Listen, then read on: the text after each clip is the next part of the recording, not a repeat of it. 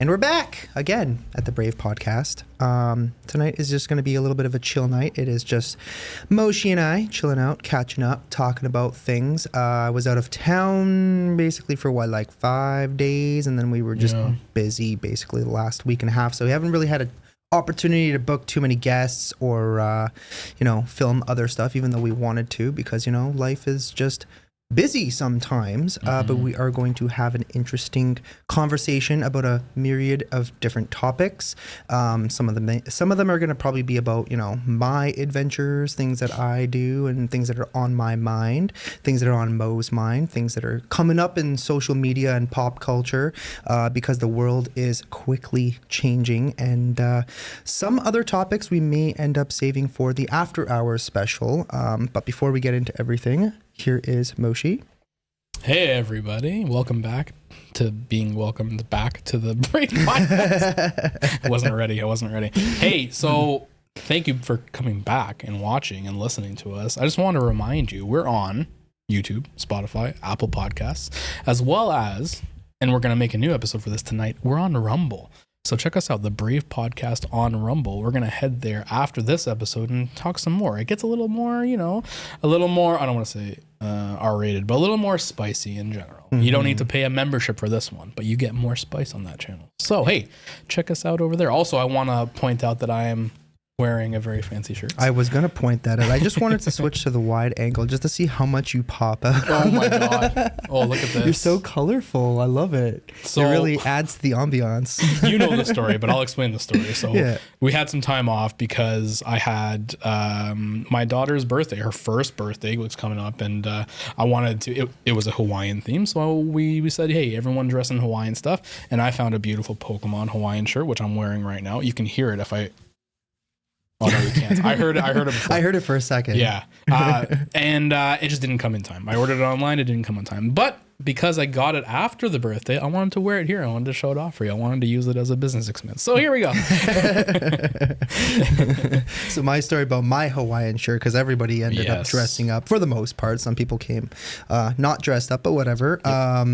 Yep. So I was on the road. I was trying to find places. Apparently Target does not sell Hawaiian shirts. And yeah, that was kind of disappointing. Screw you, Target. You suck. What state was that? New York, right? Yeah, I think so. I think I might have been in New York. So then I ended up searching on Google Maps where I can buy a Hawaiian shirt, or it comes up as something else. And apparently Old Navy has them. So I was passing through Utica and I'm like, you know what?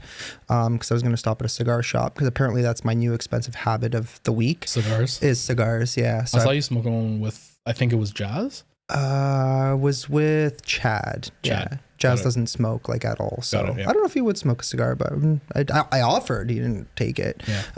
But yeah, so really it's my friends Mike and Anthony's fault, because every time we get together, we end up smoking cigars. And we were in the US, so I started looking around and I'm like, yo, cigars are so cheap here.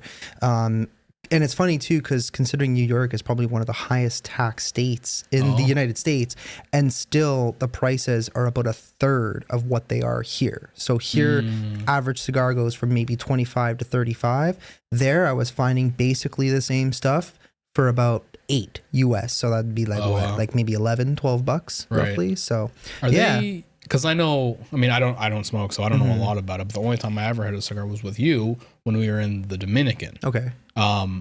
Are they, because most of them ones that I know about are Cuban, right? Is it hard to find cigars in the United States? Where are they getting them from? Are they making them there? So cigars come from everywhere. Okay. So you could get American made cigars with, American tobacco. I think it's a little bit less common. Sure. Most of the time it's South American tobacco wrapper. So basically there's three parts. So you have the outside wrapper, which is the leaf, and then there's the inside, I believe it's called the filler, and then you have the actual tobacco on the inside. Okay. So a lot of these companies now are using different things from different areas of the world. So The outside wrapper could be from Connecticut. Apparently that's common. They're called Connecticut, so I'm assuming it comes from Connecticut. Okay. Then the filler could be from Honduras, and then the actual wrapper could be from Nicaragua, or sorry, I think I said that in reverse, but the actual tobacco could be from Nicaragua, which is a very popular one now. Oh, cool. So a lot of the ones that I've tried are like, Dominican, Nicaraguan, Honduras. Cubans in the United States are still banned, so you cannot. You can get them, but it'd be more black market than yeah. So to me, Cubans are kind of overrated anyways. We can get them here in Canada. They're very expensive. They're super cheap buying them in Cuba, because I remember years ago I bought a whole bunch of Romeo and Juliets, which is a very common brand from Cuba, and it was about $4 American for one cigar. Oh, okay. That same cigar here is probably about 30. So Ooh, yeah. Got it. So a lot for us, it's the taxes. Yeah. Ontario Canadian taxes are bonkers overall. But yeah, that's like my new thing. What was I getting into? Oh yeah, so I ended up going to the cigar shop. Funniest thing happened. So I get there. It's supposed to open at 4:00. Dude's not there.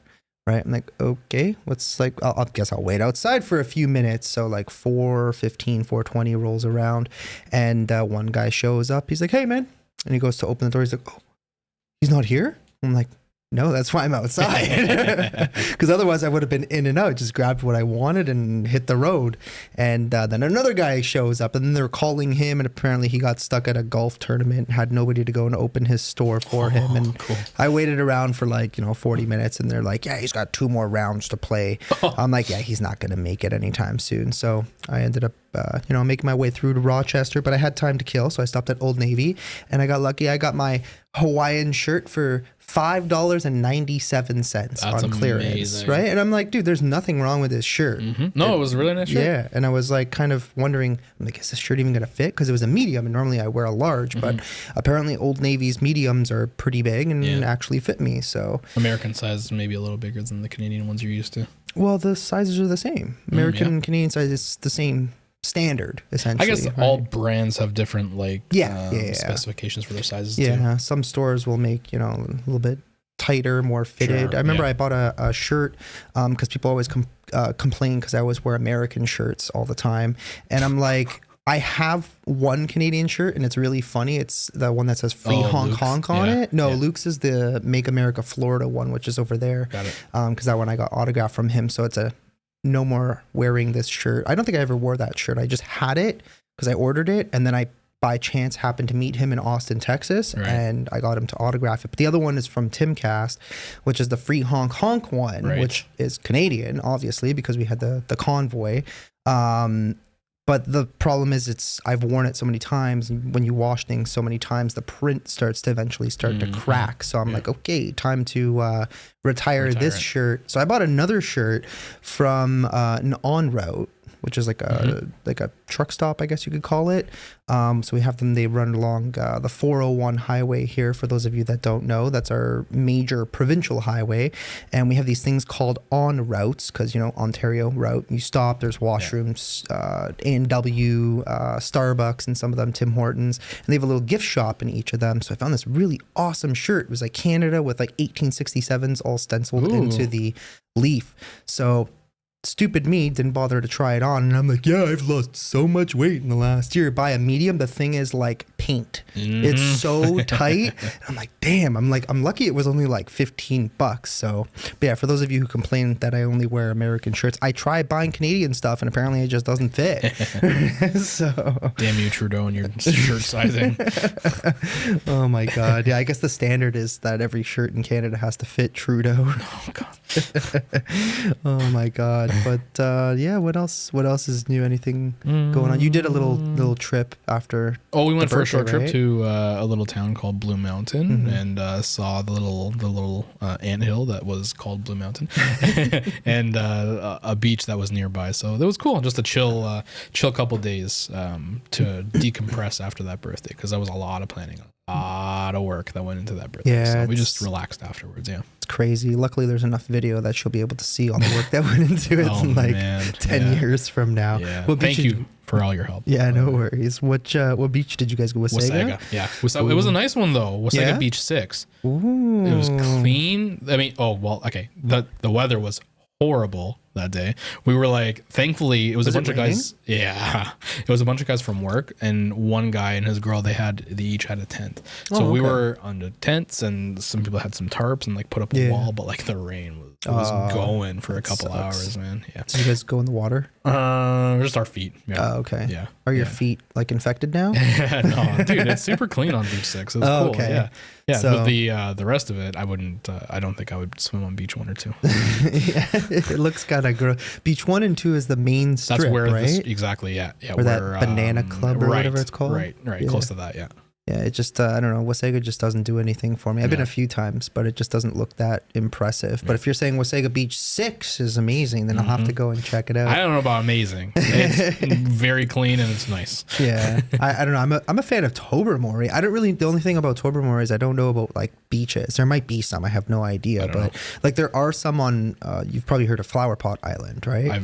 I've heard the name. Yeah. It's this really, really cool island. You can take the ferry from the main part of Tobermory over to the island, and then the actual island itself, there's like rocks and cool like rock formations, hence why they call it Flower Pot Island, because they look like gigantic flower pots. Cool. And they have beautiful beaches, and the water is super, super clear. But it's been years since I go there. It's just a complicated place to go because there's no hotels. There's like 1 or 2, and they're all like kind of dingy looking. I don't know if they're good or not. I've never tested my luck. And because it's so busy, it's hard to find Airbnbs, and it's very hard to find like hotel spaces. So I'm just like, forget it. I'll just go to Florida. There's lots of beaches over there, right? Right. So, which is probably my next trip because I need a little bit of a break. Yeah. I feel kind of burnt out lately, and we'll get into that in a little bit. We're also probably going to Florida. Are you? Probably, but it's gonna be like a couple of days, and it's gonna be just me and the wife. Probably a cruise, actually. We're working on it right now. Yeah. Do you have like an idea of where you guys want to go? Literally, we're gonna fly to Florida, get on a cruise ship for 3 days, and then go back. So it's not so much Florida, it's just flying to catch a boat. Yeah. Where does the boat leave from? So it's not booked yet or anything. So I don't know which we're gonna be flying into and where we're gonna be driving to, but most likely Miami, probably. I suspect, however. We're working on things right now. Yeah. Actually, no, I think it's Fort Lauderdale, which is basically Miami. Yeah, anyways. maybe. Yeah, because they're like side by side pretty much. Like driving through Fort Lauderdale, Hollywood, and Miami, it all literally just looks like one cluster of a gigantic city, right? Will I fly into Miami and then drive to Fort Lauderdale, or can I fly into Fort Lauderdale? I think there is an airport. No? I think there is an airport in Fort Lauderdale as well. More commonly is Miami. I don't know. I have no idea how that would work, but you guys would have to figure it out. Yep. Yeah, for me, I've never done a cruise. I've never been really like kind of gung ho about like doing a cruise. I like being on land most of the time. Yeah, you got to be into it. So. That I did one. I did one, 10 plus years ago now. And it was nice because it's kind of like, it's a mix of the two types of vacationing. It's a mix of the relaxing because you could stay on the boat that has pools and whatever. You could just stay in your room, which is like a 5-star hotel or like 4-star maybe. And you could just chill and no problem for however many days you cruise for.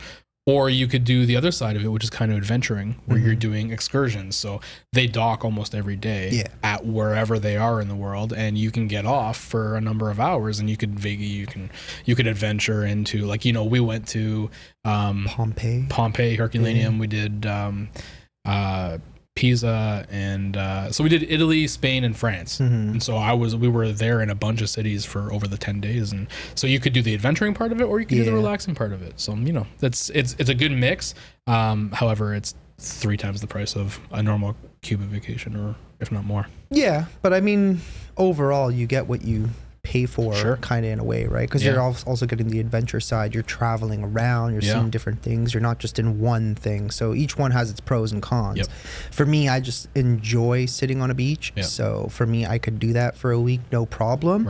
But any more than that, I'd probably end up getting bored, right? So speaking of beaches, apparently we may go to southern Italy next year. Mike and Kat have been talking about it, and I think they're gonna book probably early next year, and they invited me along and our friend Anthony. So apparently we're all like big travel buddies now because Nice. because we were originally talking about doing like Calgary again and all those areas, but then they decided maybe on something different because they're going to be in Europe anyways, I think for a wedding. And I'm like, dude, that sounds really dope, because if we go to Calabria, like that's where first of all, they have some of the nicest, most underrated beaches in the world. The only issue with them is they're very like stone, like there's a lot of like pebbles and stuff in the water, so you got to watch out for that. But they're some of the nicest scenic beaches in the world. If you search up nicest beaches in the world, a lot of times Calabria will show up because they're just gorgeous. The water's super clear, kind of looks like Tobermory but like better. But yeah, so we're planning on doing that, which is kind of cool because that's like the old country for me. So it'd be cool because what I would like to do is maybe document like this is where my family comes from, and that would be awesome. Yeah, and if like if my grandfather's old house, which I think might have collapsed, but I mean the walls still must be there, so I'd go and like document it, you know, probably get bit by a snake by walking in that place. But yeah, just to see like this is to get a better idea, because the last time I went to go and see that stuff was when I was 6 years old. We went to go and see his old house, and it's literally probably smaller than the size of this room. This is what, 400 square feet. Theirs was maybe 250 at best. 2 beds, a little faucet in one corner, a small table and chairs, like a side table and chair kind of thing, off to the side, and then that was it. There was a door to go to the backyard. I'm like, man, how did you guys live in here with 8 people? But that's just how they used to do things back in the day, right? That's right. So, but yeah, apart from that, I did my recent travels, which we were talking about before I left on the last episode. And we ended up going to the Hinsdale house, and then we ended up at this other place, and things have been getting kind of weird for me ever since. I've been seeing stuff. So the Hinsdale house was strange. I've done it before, but this time was a little bit different, because I decided to come up with the idea of, I guess, performing our own exorcism, which may have probably not been the best idea, but we figured we might as well try it just to see what happens. Okay. So we sit down and we're starting to read like Bible scriptures that they would normally read during actual exorcisms. And I kid you not, we're standing there where the vibe is just suddenly changing. Like it just feels strong, heavy. I don't know how else to describe it apart from that, because historically there have been documentations of bad entities, demons there. There was an exorcism that they did on this house years ago that Jazz would describe as a failure, because clearly things are still there. And we were getting all sorts of really wacky responses in this place. And as we're reading the Bible scriptures, I kid you not, well, I was reading them, Jazz was filming, and I'm just getting super hot, and I'm just like profusely sweating and turning completely white. And Jazz is just like, are you okay, bro? Like, you look like you're like pale white, like a ghost yourself. I'm like, I don't know, man, I'm getting all sweaty. I was like about to start getting naked in that place, because I felt so hot and overwhelmed, and it was freaking weird. Yeah. And before that, was it getting hard for you to read? Somewhat, not really. I wonder if it was like an external force just like trying to stop you from doing what you're doing. That's kind of what it felt like. So I had I kind of was prepared. I had like this little Jesus thing that they had in their cabinet, and I had obviously my phone to read the Bible scriptures, and then I had like a prayer that is like an old evil eye prayer, and then I also have the malokyo thing, like the hand thing. I had 2 of those, so I couldn't open the actual prayer because I'm not supposed to, because basically the tradition of this prayer is you're allowed to learn it only on Christmas Eve at the stroke of midnight in a room by yourself. Is the only time you're allowed to actually open the physical prayer to read it and learn it if you want to learn it. So I couldn't just open it and, read it on camera. I kind of felt, I mean, that's just what I've been told over the years, but the prayer and stuff does actually work. Like if anybody's from, southern Italy, I think Turkey believes in a lot of this stuff too, no? Probably. I think I've heard some Turkey, Greece, a lot of these, European countries that are typically Catholic, the old, traditional type of stuff is they believe in the same thing. And I've had situations where we've done it and it's worked really, really well. But yeah, man, it was just a weird, overwhelming feeling. And then things kind of just felt really spooky. So I ended up going to sleep for like an hour or two, just to take a nap. And then I ended up, cause I got a hotel room, cause I'm like, there ain't no way I'm staying in this place. Not again. Because we slept there the last time. It was me, Lamar, Chelsea, Frank, and Jeff. We were all there. And I couldn't sleep. Like, it was just, I kept seeing something as if something, like a woman was standing in the kitchen just staring at, and as if they could see me into my room because there was no door. And yeah, I was like, dude, I ain't doing this again. So I ended up looking out because I found this really, really cool casino resort. I think it's called Allegheny something or other. It's in Salamanca, New York. And it's about half an hour from the Hinsdale house. And I ended up, staying at that place. And it was super awesome. Really, really cheap. It was $87 a night. But it was nicer than most hotels that I've stayed at. And I think the resort fee was like $20 US. So it's like $26 plus 87. You're looking at what? Maybe 110. Yeah. Whereas the average high-end hotel room, relatively, decently high-end, would be like what? $250 a night? Sure, yeah. Give or take. So that was a damn good deal, I'd say, because I was going to drive back to Buffalo, and I'm like, why am I going to drive an hour and 10 minutes back at 5 o'clock in the morning? And I'm like, no, screw that. So I got lucky and ended up staying at that place. And then the next day I ended up going to the casino a little bit, and I think I was down about $40.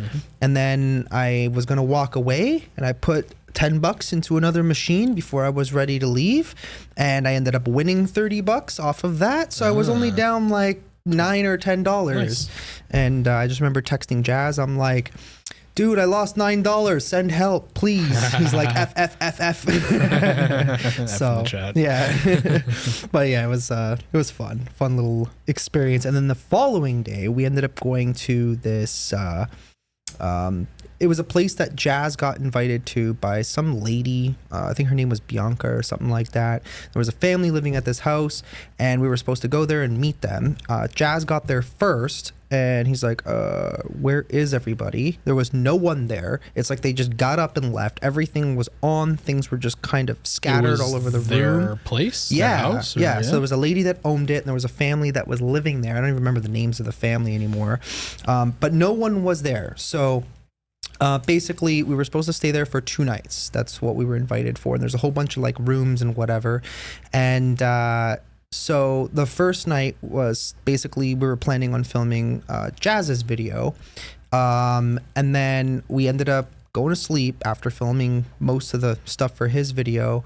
And basically we're trying to go to sleep. And all of a sudden, weird stuff just starts happening. The dude just like is gone.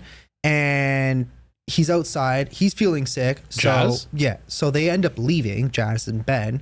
And I'm like, okay, well, I'm up now, right? It's like, I don't even remember what time it was, like 3:30, 4 o'clock, maybe even later. I don't really remember anymore. I'm like, okay, let me just see what the hell is going on in here. So I start doing my own investigation at that point. And dude, I've never had so much activity and all these crazy noises. Things were moving. One thing flew off the wall. It was like a dish or something. There was this other religious thing sitting in the corner. That thing falls over, and I'm like, I don't know what the hell is going on in here. I mean, the documentation of whatever was happening was already there, but I didn't really expect it to be that freaking crazy. So I don't know. I even saw something. Like I saw something. I don't know if it was like some sort of demon, but it was like grotesque looking. I could just barely make out the face, and it was just kind of like lurking in the doorway, like staring at me as I'm like trying to ask questions and whatever. And then I freak out. I end up at like the side of the bed, and then somehow it went from there into the other room, which was like the bathroom area. So I saw it there too, and I'm just like, okay, what the hell is going on here? And I was contemplating leaving. At one point I just kind of went outside, whatever, and I was just chilling, and I decided to go back in, and I started asking more questions, and then I felt really, really off, and at some point I blacked out. I'm just like literally like holding on to this chair, and then I literally just like just completely went black, fell down. It's all on camera, and then I was there for I don't even know how long, and then I just finally came to, hit my head a little bit, but it's fine now. Really? And I'm just like, screw this. I'm packing up and I'm getting the hell out of here. And that's exactly what I did. I didn't even like film any of me like freaking out like as I just wanted to pack up as all my stuff really quick and just basically got out of there. Managed to find a hotel that was like 20 minutes away. So fortunate enough for that. And then we ended up filming the Wilson Castle after. Well, actually before that, me and Chad ended up going to an asylum and we filmed video over there where I had some crazy stuff happen as well. And that one was actually kind of funny because so basically we were in there, I think we were in there for like maybe an hour and a half, 2 hours. This place was so confusing because what had happened was, I guess whoever, it was an active property, but there's 2 buildings that are completely abandoned, like falling apart. And they locked a bunch of these stairwells. So it was really, really hard and confusing for me and Chad to like find each other in this building. Right. We'd literally get to a doorway, but the door is locked. So we're yelling at each other through the glass window. And I'm like, okay, I'm going to go back up one flight and see if I can find another stairwell to come down to your level. And then we finally find each other, and then a group of people come in. I think it was like some lady with her daughter or something. I don't know. There was 4 of them, three girls and 1 dude.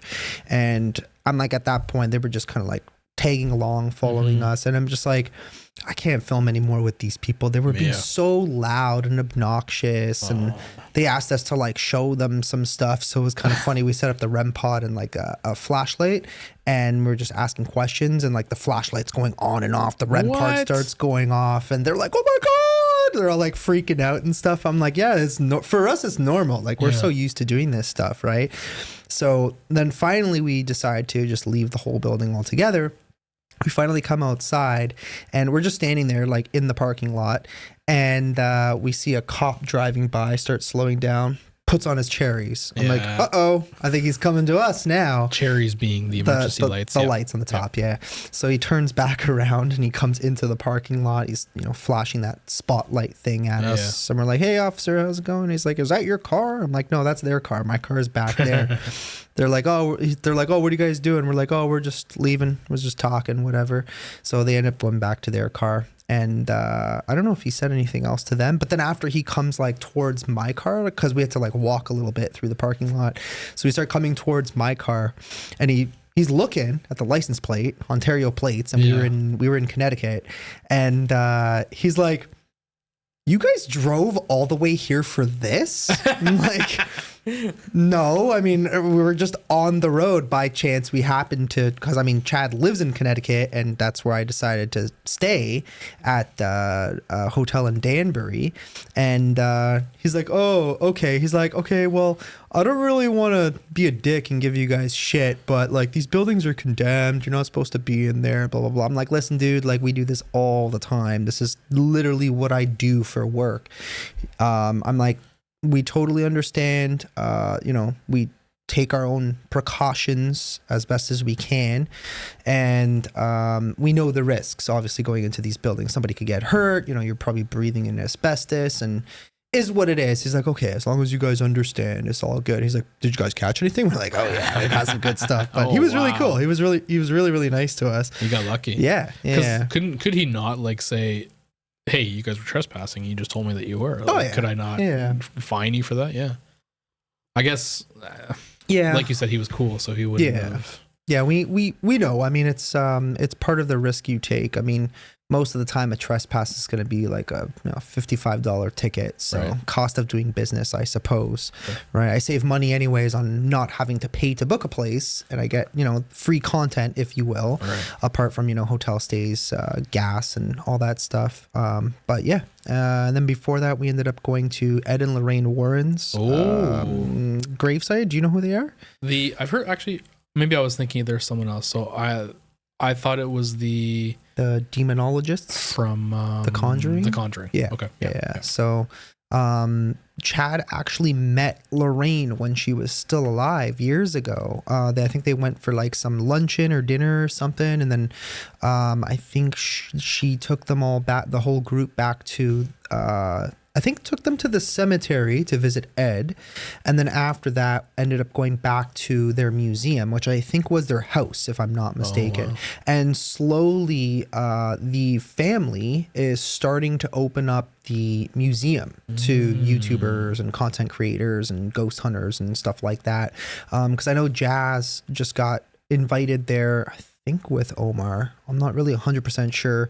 And I think a couple other people were recently invited too. So we'll see what like results they end up getting out of it, because it's really, really cool and creepy. The only issue is that there's so many rules, because like this stuff is essentially, you know, taken over by demons and stuff. You got the real Annabelle doll is there, and I haven't spoken to Josh, because Exploring with Josh went too, I think, and I haven't really had a chance to speak to Jazz about what his experience was like, but I think he's gonna have a video on it soon. It's probably gonna be out by the time this video gets out anyways, but that place would actually be cool just to see during the day. I'd love to go and check it out just to see what the experience is like. See what all the real stuff looks like in real life. Yeah. So, I mean, the Annabelle doll, if I'm not mistaken, is just basically a Raggedy Ann doll. Okay. Like there's nothing. So for the movies, they made it look scarier. Of course. Yeah. They always do that, right? It's just kind of like the Conjuring movie.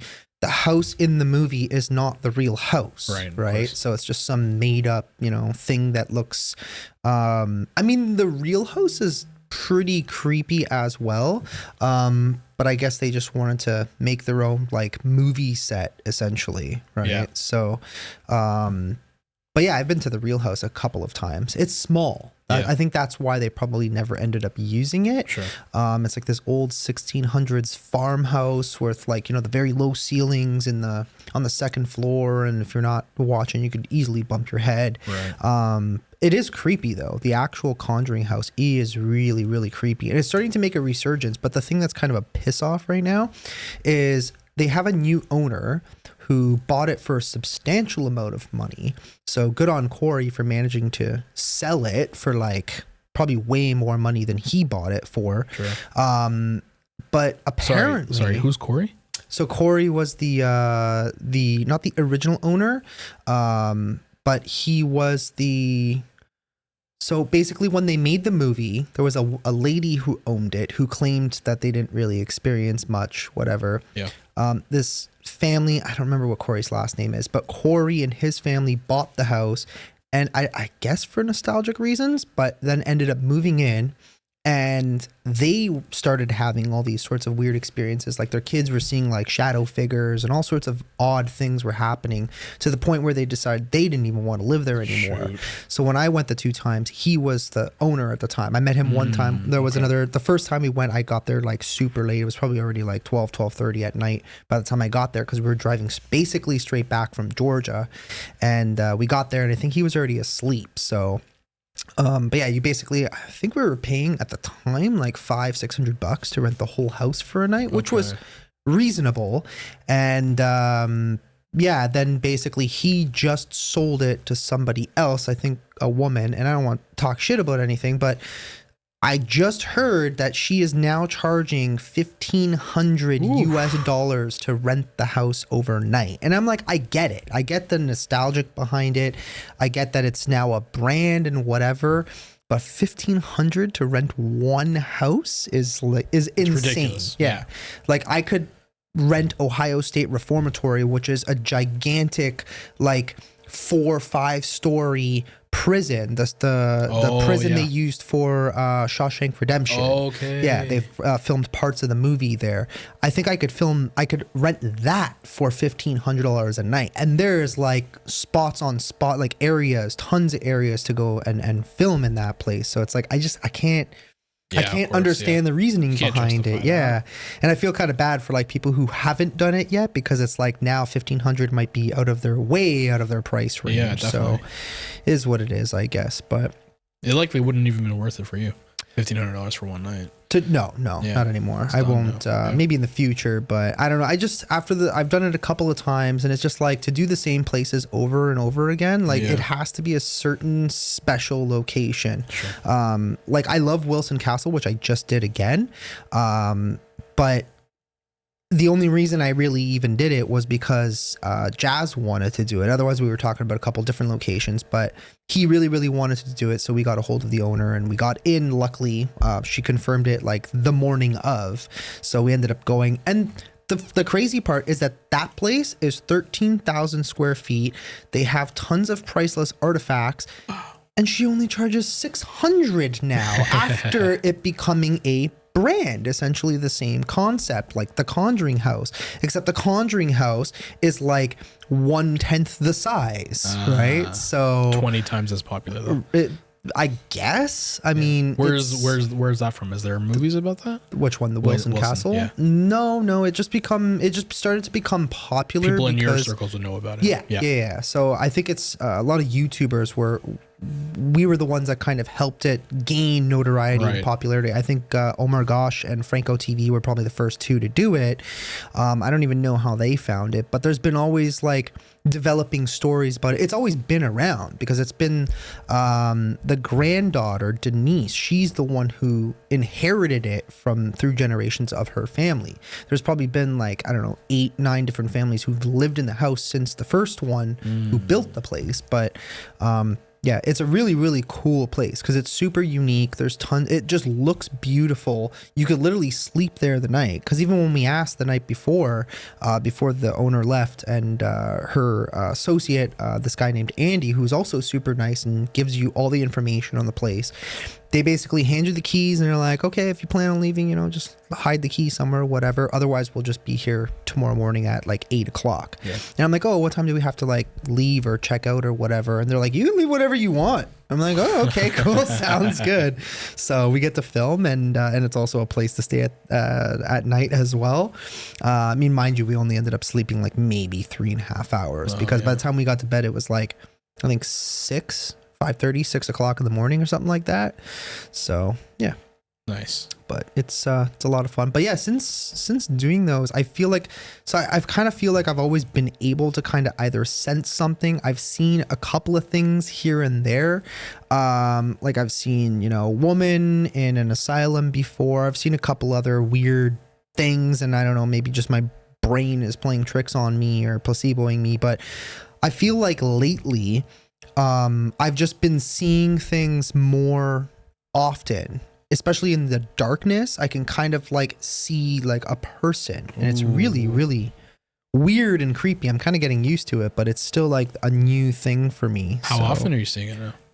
All the time. Yeah. Like everywhere I'm going, I'm like basically like seeing other people. And it's like, I don't know if it's just because I've gotten to the point where I've kind of overworked myself, right? I mean, the whole YouTuber burnout thing, which is definitely a very real thing. Sure. Especially when you're filming so often, you're traveling a lot, you're not sleeping as much, you're editing and this and this and that. There's a lot of responsibility involved in doing what I'm doing. And not that I'm complaining or anything like that. It's just part of the business, right? If you want to be successful at something, you gotta grind, and you gotta put in the footwork to get yourself to where you want to get. Right? I know you do explain it, but I don't think many people on the other side of the screen really have any idea how much you work. You certainly do work more than a full-time person at a full-time job. None of these guys know. However, I'm seeing you on this side of it, and it's obvious. It's clear. Okay. So we're filming here. We'll finish at, if we do the Rumble, we'll finish at 11:30 or something like that, midnight. And you're gonna go out and film another video tonight. Yeah. You won't get home till 5 a.m. or something like that. You guys, you really don't understand that. And then that's just filming. You don't have an editor. You're editing. I'm the one who does the all the editing and all that fun stuff. Yeah. Like for example, this last trip that I did, I left sometime middle of the day, which I think was Monday. Basically got past the border by the time it was like maybe 2 or 2:30 or something, because there's obviously always traffic as per usual in the Greater Toronto area. It doesn't ever really stop. And then basically I think I got to the resort I think around 5:30 or something like that, because it's like a good like 4-hour drive or whatever from here to there, and then got to the Hinsdale house around 6. And then basically from there, Jazz and I started filming straight through. And then, got back. I went to sleep for like an hour or two. I think I ended up leaving at like 5:30, 6 o'clock in the morning. Drove half an hour, basically slept for 4 hours. And then I was up, hung out in the casino. Lost my $9. Took like maybe 20 minutes. I basically at that point ended up leaving, filling up on gas, and then driving another like, I don't know, friggin' 5-6 hours or something like that to the next location, right? Yeah. Actually, it wasn't even the next location yet. I was just meeting up with Ben and Jazz. And then we went to the next location and then filmed basically all night. Ended up leaving at whatever time in the morning. Got to a hotel. Same thing, another 3-4 hours of sleep, and then left and then drove to Connecticut, which was another 3-4 hours. Then got to Connecticut, met up with Chad. I maybe chilled out for like an hour, 2 hours. And then right away we went to go and eat, and then went and filmed the live stream. And then from the live stream, which was Ed and Lorraine Warren Cemetery, to the asylum, and then filmed there until like 3:30, maybe 4. I don't even remember. In the morning, ended up leaving, and then the next morning I got to check out, so you got to leave by like 11 o'clock. So same thing, another 4 or 5 hours of sleep, and then basically from there all the way to Vermont. Filmed the entire night straight through until about 6:30 in the morning. Got 3 hours of sleep maybe. Got up, filmed my drone footage. Talked with Andy outside for a little bit.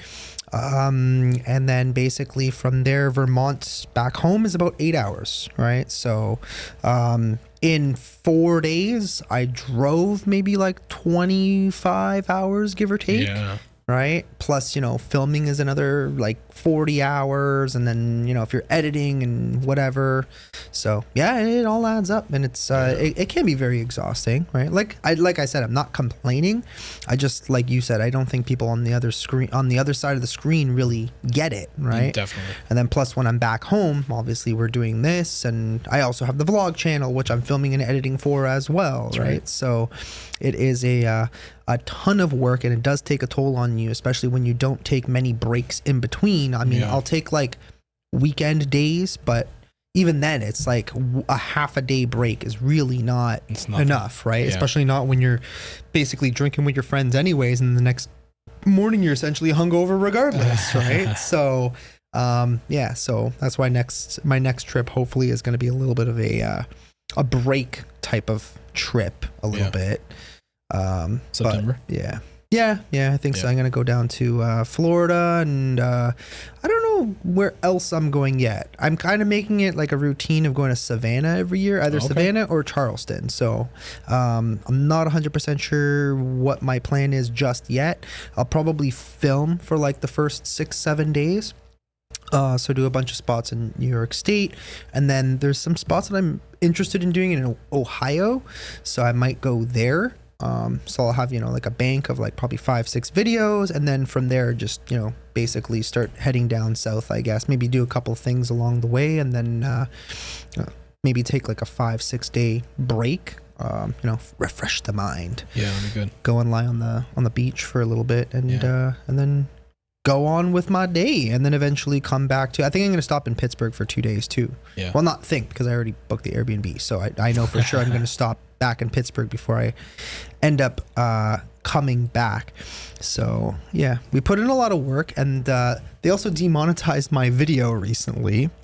Listen to that. Right? After all of these hours, effort, who demonetized your video, Angelo? Explain what that means, first off, for the people that don't know at home. So essentially, the algorithm, so basically YouTube, the way it works is they typically scan through, they have like these computers that will scan through the first few minutes of every video that you upload. And basically, in the intro, so I had messaged my partner manager who works directly for YouTube. So everybody understands, after you get a large following, then YouTube says, hey, we're going to give you someone that you can talk to who kind of works with us. Yeah, exactly. If you have any issues, let them know. Yeah, exactly. So I had an issue. The video had been up already for about a day and a half to 2 days. And then I just kind of went back into YouTube Studio on my phone, and I noticed the little yellow dollar sign. If it's green, that means the ads are playing on your video. If it's yellow, it means it's limited. It means only advertisers, which is basically no one, basically are showing ads on your video, which means that you're not making any money. Right? Which sucks, especially doing this type of filmmaking, because it costs a lot of money to do. Even if you film a location that doesn't cost you anything, I mean, if you spend 8 hours driving there, you spend $250 a night on a hotel, you're gonna want to make at least $350 on a video just to cover the expenses, right? So you got to, calculate all these things. Finances are obviously important when you're doing this thing. You can't just be losing $10,000 a month just booking all these locations and whatever. Of course. But yeah, so basically the video had become limited, which means that it's essentially not getting any ads. So I messaged her, and she's like, oh, let me look into it. She comes back at me and she's like, oh, I think there was an F-bomb at about 40 minutes and 35 seconds. And come on. Yeah. 40 minutes into the video. Yeah. So I'm like, really? I'm like, 40 minutes into a video? I'm like, that doesn't sound right to me. And normally I cut all the F-bombs out, but sometimes I'll speed edit and I'll be like sitting there and letting it automatically play, and I'm also doing something else. So I think because I said it kind of quietly under my breath, which was another thing, because it wasn't like a prominent, I didn't scream it out like, oh, F word, right? And I'm like, dude, tons of creators swear all the time. Creators that get premium ads. So they're actually getting paid even more per ad showing up than we are, right? Because if you're like a larger creator, you get into the premium ad section, which you're talking like, they're advertising like Porsches and Ferraris, because those advertisers are paying more money. So it's considered premium ads, right? Not everybody, but there's a lot of creators that have that in addition to the regular AdSense. So I'm like, there's no way. So I'm like, okay, well, I'll just go into YouTube editor and cut that one 3-second clip out. I mean, I'm like, it doesn't take any context away. It's just me literally saying like, oh, this place is creepy, F word or whatever. So I clip that out. It takes a few hours to process. I'm like, okay, I did it. And she's like, okay, I'll check back in a couple hours and, get them to manually process it again. She messages me again. At this point, she's texting me directly on my phone. And she's like, oh, they had another problem. It was at 50 seconds. Like 50 seconds. I'm like, go figure. It's right. Something in the intro. Beginning, of course, yeah. And I'm like, I never leave. Even if I block out the word, like the actual audio of that part of me swearing or whatever, I never put it in the intro, because there have been times, there was another video where I left a part where I did swear, even though I cut out the audio, so there would have been no, I guess it was like, and you just heard like the last part of the F word, and I guess the computer picked it up. I'm like, what the hell? Like I clearly cut out the majority of the audio. There was like that K part of the word that popped out. They demonetized that video. That was like a long time ago. So in this one, I'm like, there's nothing here. There's no swearing whatsoever. And she's like, okay, let me check with the team and I'll circle back. I'm like, okay.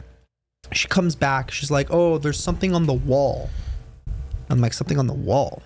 What does that mean? There's a lot of things on the wall. It's an abandoned building. People scribble things in graffiti in all the video, the time. so they visually seeing something on the wall. Okay. Exactly. So I go back to check on the video, and she goes, there's the N-word written on the wall. Oh, man. And I'm like, you have to be kidding me right now. I'm like, first of all, there's nothing I can do. Like, I can't blur the entire video. It's an abandoned building. These words are everywhere, right? So, like, really, was I actually supposed to blur the wall too? Right? Like, obviously, I mean, it was a little bit prominent, and I get it, but it's not like I said it. Like, I wouldn't say something like that, obviously, in a video. That would just be stupid and idiotic. It's stupid and idiotic that there's people, first of all, going around abandoned buildings writing these things on walls. But it's like commonplace. You go into an abandoned building, this crap is everywhere. You have swastikas everywhere. People are writing the other N word all over the wall. And it's stupid, but it's there. Like, there's nothing I can do about it. So I said, you know what? Okay, whatever. I'll just private the freaking video. I'll fix it, and then I'll probably just end up putting it up on the second channel in case anybody didn't get a chance to see it. And it is what it is. But it's just annoying when stuff like that happens, because if there was a really big expense into a video like that, and then all of a sudden I get demonetized because of something being written on the wall. So now you even have to be conscientious of what's showing in the first couple of minutes of your video based on what's written on a wall in an abandoned building that I obviously have absolutely no control over. So now I have to even watch that stuff. So it's like extra work now if I got to go and add the blur effect to everything, right? So not to mention like, if you're how much time did it take for it to get picked up? I think you said it was the next day or something.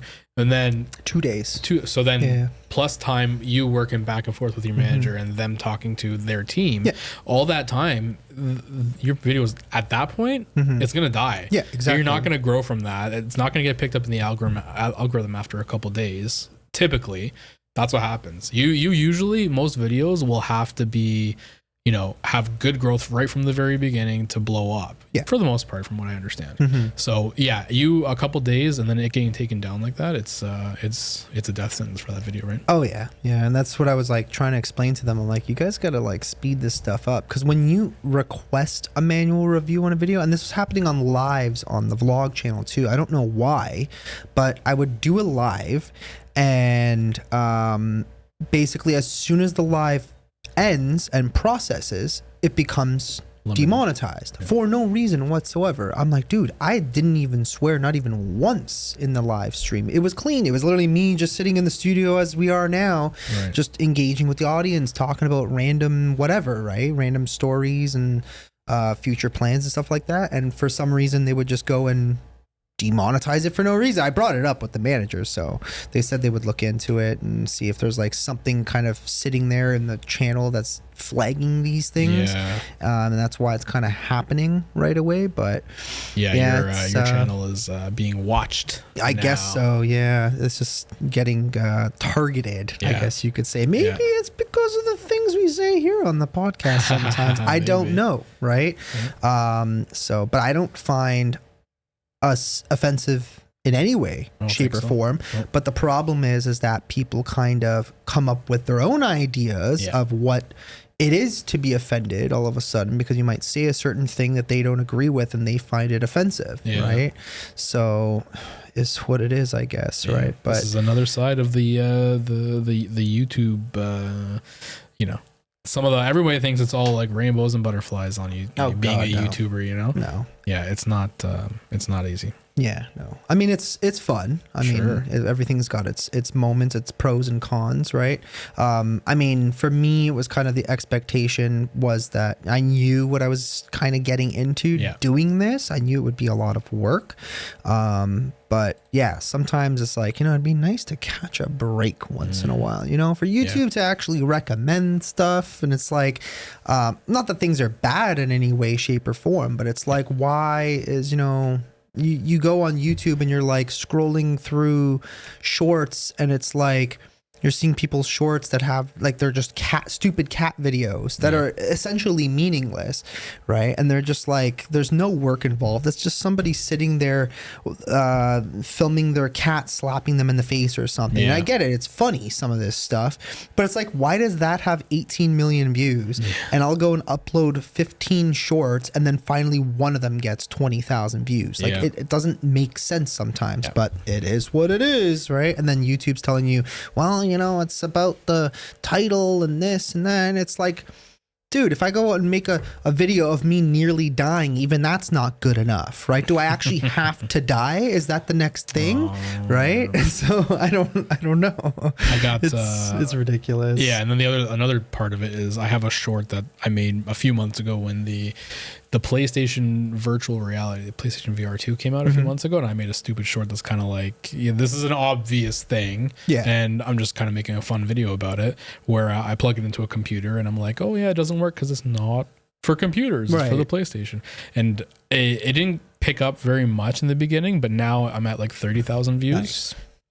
And all I'm getting is hate comments because it's for like a joke. I mean, essentially, I plug it in. I'm like, here's what happens when you plug this VR into a computer. Yeah, nothing happens because it's not made for a computer, and everybody hates on it. And they're like, oh, this guy wasted my time and it other happens stuff. all the Yeah. time. Oh yeah, no, I don't. I have no problem with it. I'm just saying it's like, it's YouTube is not all rainbows and butterflies. The problem is that was a short, right? Yep. The issue is that when shorts go out into the algorithm, if they do get picked up by YouTube, the problem is that YouTube starts recommending it to people who don't have an interest in what it is that you're doing or talking about, right? So for me, if I make a short about a ghost video, for example, right? Do ghost hunting, paranormal investigation, and it gets sent to somebody, for example, who has an interest in baking. Right. That person probably doesn't have an interest in ghost hunting or paranormal or whatever. Right. Maybe doesn't believe in ghosts. So of course, those people are going to start shitting on whatever it is. They're going to be like, why is this getting recommended to me? You wasted a minute of my time. I'm like, you're wasting a minute of your own time because you're the one who's on the platform to begin with, who are trying to be entertained by whatever it is that you're finding. It's just by chance YouTube is recommending this to somebody who has no interest whatsoever. So that's why I just kind of take those comments with a grain of salt. A lot of times, honestly, like when it comes to YouTube shorts, especially if it gets pushed, there's so many comments that you can't even read through them all. No, not right? at all. Yeah, for sure. So like lately I've had a couple of videos, like actual videos that were getting recommended, and there's like 1,000 comments on each video. Nice. And I'm like, damn, I'm not used to I don't have time to even I can go through a few when I have some time. If I'm taking a break, I'm just sitting there, I'll read through a couple of them, but you'll lose your mind trying to read all this stuff. Right? So so we're going to take a hard segue and maybe go into a couple of different things, different topics. Some stuff is a little bit political. Some stuff is just like pop culture conversation. But one of the ones that I was kind of discussing, because I've been in this mindset lately that something is very, very seriously wrong in this country, in Canada. I mean, there's a lot of things wrong, obviously, in the United States as well, but kind of traveling back and forth, I'm noticing a lot of things that are just different, right? The culture is very, very different. I think the world kind of has this view of Canadians that we're all super nice and this and this and that. And there's going to be a couple of stories that we're going to talk about that these people are not very nice. For example, there was a story recently about this lady from Quebec, who apparently, I guess, sent poison to Donald Trump and then just got arrested and thrown in jail for 22 years. So the fact that you have people doing crap like that in this country clearly shows that, I mean, not to say that nobody is nice in this country, but there's a lot of people who are just big time douchebags, right? Yeah. But I don't know. Recently there's been, it's been different. I don't know if I'm just bored, because there's not a whole lot for me to do in Canada anymore. I mean, a lot of parts in this country are absolutely beautiful, right? You go out west, there's lots of mountains and it's very scenic and whatever. You go out east, you got the ocean, you got lighthouses and stuff like that. But I don't know, it kind of feels like when I leave, there's almost nothing making me want to come back. And it's kind of funny too, because I've heard a song recently. It was remember the Walmart yodeling kid? Oh yeah, Mason Ramsey. So he wrote a song. What was it called? No More Reasons Why or something like that. It's basically about him singing about his hometown and him saying, when all the people he loves go away, there's no reason for him to come here anymore, right? And I kind of feel like that coming back to, especially Brampton, is just so boring. I mean, you don't live in Brampton anymore, so are you finding it do you miss anything about it? maybe certain little aspects of it. Did that answer the question? The long pause. So I'm sure I've said this to you before, right? Like the only reason we come down here is family and friends. Mm-hmm. That's all. You know, what is there down here? Nothing. Anything I can find anywhere else. Chingakuzi Park. Yeah. That's about it. Yeah. Like, I don't know, man. I grew up there all my life, right? I was there for 30 years before we left. So, there's not a lot, dude. There's nothing wrong with it. I like going down there. It's a good culture. But I can go not far, half an hour away and see a lot more and something a lot nicer. One thing I noticed, meeting a lot of people, working with a lot of people that are immigrants, what they love about Canada is the nature. So a lot of them will weekend after weekend, they'll do in the summer, especially they'll do like camping, they'll do, hiking, lots of that stuff, canoeing, and going to the provincial parks, which are a big thing in Canada in the summer. Outside of that, they don't talk about anything. Canada, man. Like nature, cool. What else is there to do here? I don't know, man. I mean, it used to be touted as Canada is safe. Canada's safe. Yeah. We're okay here. I don't have to worry about whatever. I can leave my door unlocked. Not anymore. No, that's not anymore. I don't know if I've showed you. Yeah, I did. I think I've showed you where there's a good Instagram account where it monitors like a lot of the crimes and stuff in my area. I don't know if I've showed it to you, but night after night after night, and I mean, this is a big popular thing now, but there's a lot of those break-ins and car thefts, like robberies and car thefts. Very popular in our area, where every night Jeeps, Lexuses, some Toyotas, that stuff, quickly getting stolen from people's driveways. Yeah, very often. And it's just like, it brings me back to, I think it happened a year ago, and I don't know the guy's name. Do you remember when, not that it was a car theft, but do you remember when a guy broke into, in Canada, I think it was in like Oakville or something. Milton. Was it? Do you remember? Is it the one guy broke into dude's house? Yeah. With a gun. Yeah. He's got a gun. He's breaking into your house. He's gonna do something. And the other guy shot him. Other guy. The person that lives inside the house also had a gun. Shot the intruder when the guy had a gun in his hand. So I think the story was that. And just for me to finish, he got arrested. Yeah. He got arrested. He got charged. Yeah. So I think the story was that he was in the house. The guy who shot the intruder was in the house, but I think he was like upstairs or something. Sure. This guy comes in, and I think he was beating up his mom.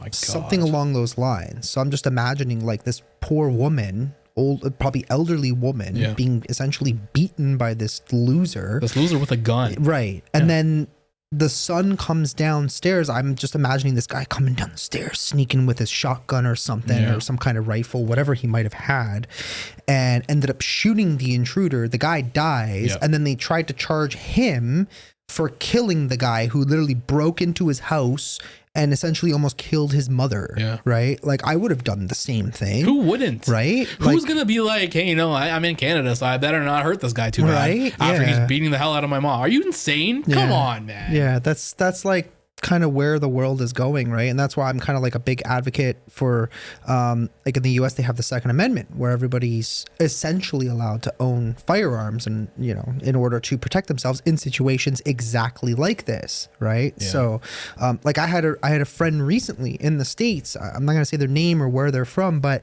they recently had an occurrence where some guys broke in and essentially beat the crap out of him and his the person who lives with him. Yeah. Right. So I'm like, like people need protection. Right. And the fact that they tried to come after him for defending his mom, never mind himself, his mother, right, who could have been murdered, Yeah. essentially, and they tried to come after him, and the dude probably had to pay a fortune for lawyers and Right. this and this and that just for defending himself. That is beyond ridiculous, right?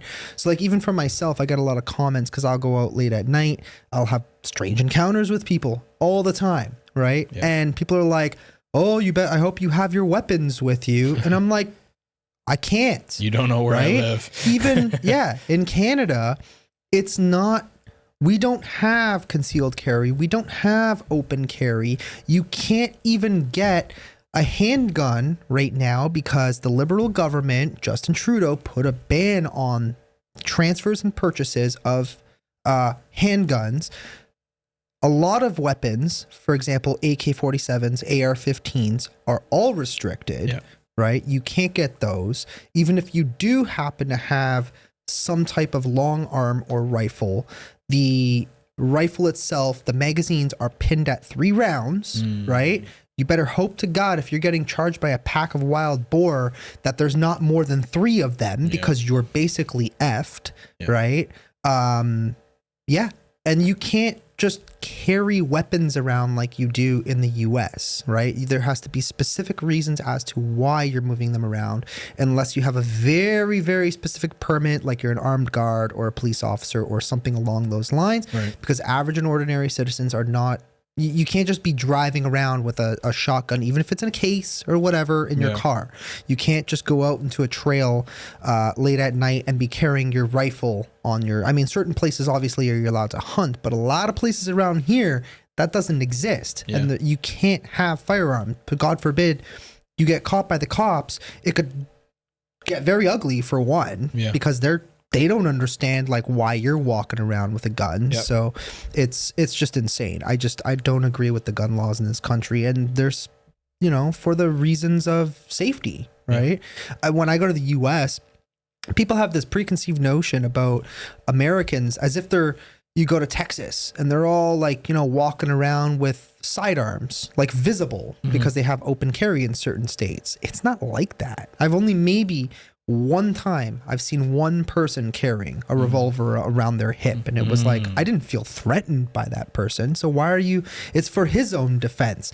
And God forbid you're in a restaurant and he's sitting in the restaurant and somebody who's armed comes in, because it did happen a few months ago where somebody came in to rob a restaurant in Texas, and a patron of the restaurant took it upon himself to defend everybody, ended up shooting the assailant who came in to rob and was essentially threatening everybody with his own weapon, right? Ends up shooting the guy dead, takes the money that he stole from everybody, and then starts giving it all back to people, right? Like that guy's a freaking hero, right? Like, who knows what would have happened to everybody had that person not been in there and risked their own life to go and stop this loser, right? So that's just the way I feel it. And then we have like, people being stabbed outside a Starbucks in Vancouver, right? I don't know if you saw that video. It was a while ago. No? Yeah. Wasn't it a father? This guy was like yelling and screaming and swearing or something. And the guy was just like, I think calmly too, was kind of like, can you not swear and stuff in front of my kid? No, it was so he was outside with his fiance and his daughter, and there was a dude who was standing directly next to them vaping. I don't know if he was vaping weed or whatever, it doesn't really matter, but he was essentially standing like directly next to them. The father politely said like, hey man, like, I have my like 2-year-old, do you mind maybe like moving away from us a little bit? Yeah, if I'm not mistaken, he was very polite. Yeah, of course. Yeah. I mean, it was, a simple thing to ask. Like, hey, do you mind smoking down there? Because you're right next to my daughter. I don't think they have to inhale that. And then, out of respect, Eddie would have been like, oh, yeah, I'm sorry. I didn't realize you guys were so close to me, right? And I would have gone to move, no problem. Nope. Apparently, this guy wasn't having it, and he essentially they were inside the Starbucks, and then I think they started going at it. This guy pulls out a knife and stabs him right in the gut, and people outside were filming the whole thing, and you just see this guy coming out, and there's blood going everywhere, and you could see the people that were sitting at the Starbucks, no fucks given. They didn't even care, right? There was one dude, he's just like watching it happen. He's just like, oh my God. Whatever, right? As if this is like a normal thing in society that's supposed to happen, right? It's these, man, like part of part of the negative side of social media is all these videos. There's so many. I was going to mention it separately, but like all of these videos that are just so clout chasers, right? Well, yeah, but I mean, 2 like, seconds of fame. People are getting super desensitized to killings and attacks and mob attacks and all this stuff just because there's videos of it online. And now I can't imagine 20 years ago, before all this stuff came out, all the social media and stuff come out, that nobody would have helped that guy. Yeah, I don't know, man. It was just weird kind of seeing like the way the interaction was happening, not even just between them, but like, you know, you had the dude who was filming, and it's like, it's just so normal to like pull out your phone all of a sudden and like film some dude dying on the ground who's writhing in pain and basically bleeding out. No one's doing a single thing. The guy is just standing there with his knife out, right? He did die, right? He did die. Yeah. Right in front of his future wife and daughter, man. It was pretty sad and upsetting. It's like that shit's is becoming normal. Even here in Toronto, it's becoming a normal thing, right? You got people being pushed onto in front of TTC subways and people getting chased. There was another video of a dude getting chased in the subway by a guy with a knife, and then the guy was like stabbing him and all these people were just moving away, right? And it was like, dude, how is this becoming normal? Like, we're not living in a civilized society. People can't handle having words with one another because people just lose their shit, and then all of a sudden it just turns ugly and everybody's got a freaking knife, and you know, just it's disgusting. I don't know, man. It's just, to me, this place, it's not the same place. Like you said, you've been here for 30 years. I moved into Brampton, I think, in 1997. So I've been about, 27 years? So almost about the same. And it doesn't feel like the same place anymore, right? It just kind of feels like there's no growth happening here anymore. Yeah. There's nothing growing. Everything is stupidly expensive. And that's another thing, like comparing the price of gas in the US in expensive states like New York, it's $4 US per gallon. Okay. Here it's about $5. So why are we paying, especially with a conservative government in Ontario, why are we paying $1 more for gas in a conservative province than they are in a liberal governed state, New York? I don't understand it doesn't make sense. I don't understand the reason why one would, conservative versus liberal. Why? So conservatives typically are less tax heavy, right? So you would typically pay less taxes having a conservative government, right? Like if you go to Texas, Florida, any red state in the United States, typically the taxes will be significantly less than they would be in a blue state, which would be a liberal state. Got it. Here in Canada, it doesn't matter. Right. So, for example, here in Ontario, like I mentioned, with cigars, tobacco tax, we are getting reamed beyond belief.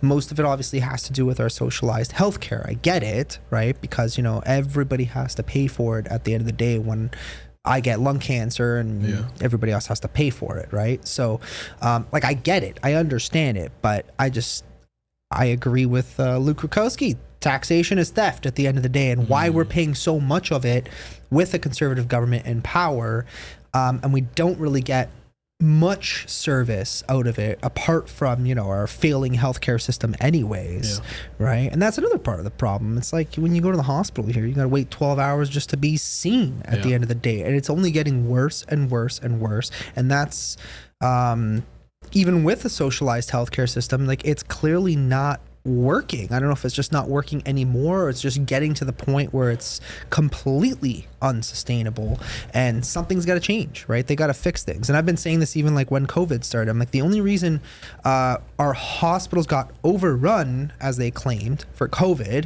which really wasn't even true anyways, but the only reason that even happened to the point where it did was because our healthcare system is so completely underfunded.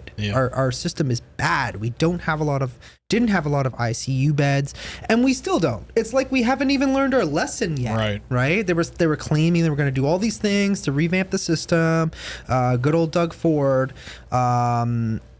and nothing's changed. Nothing has changed. And we're supposed to have like one of the best healthcare systems in the world. Bullshit, right? Yeah. We pay 50% taxes and we get nothing in return for it, right?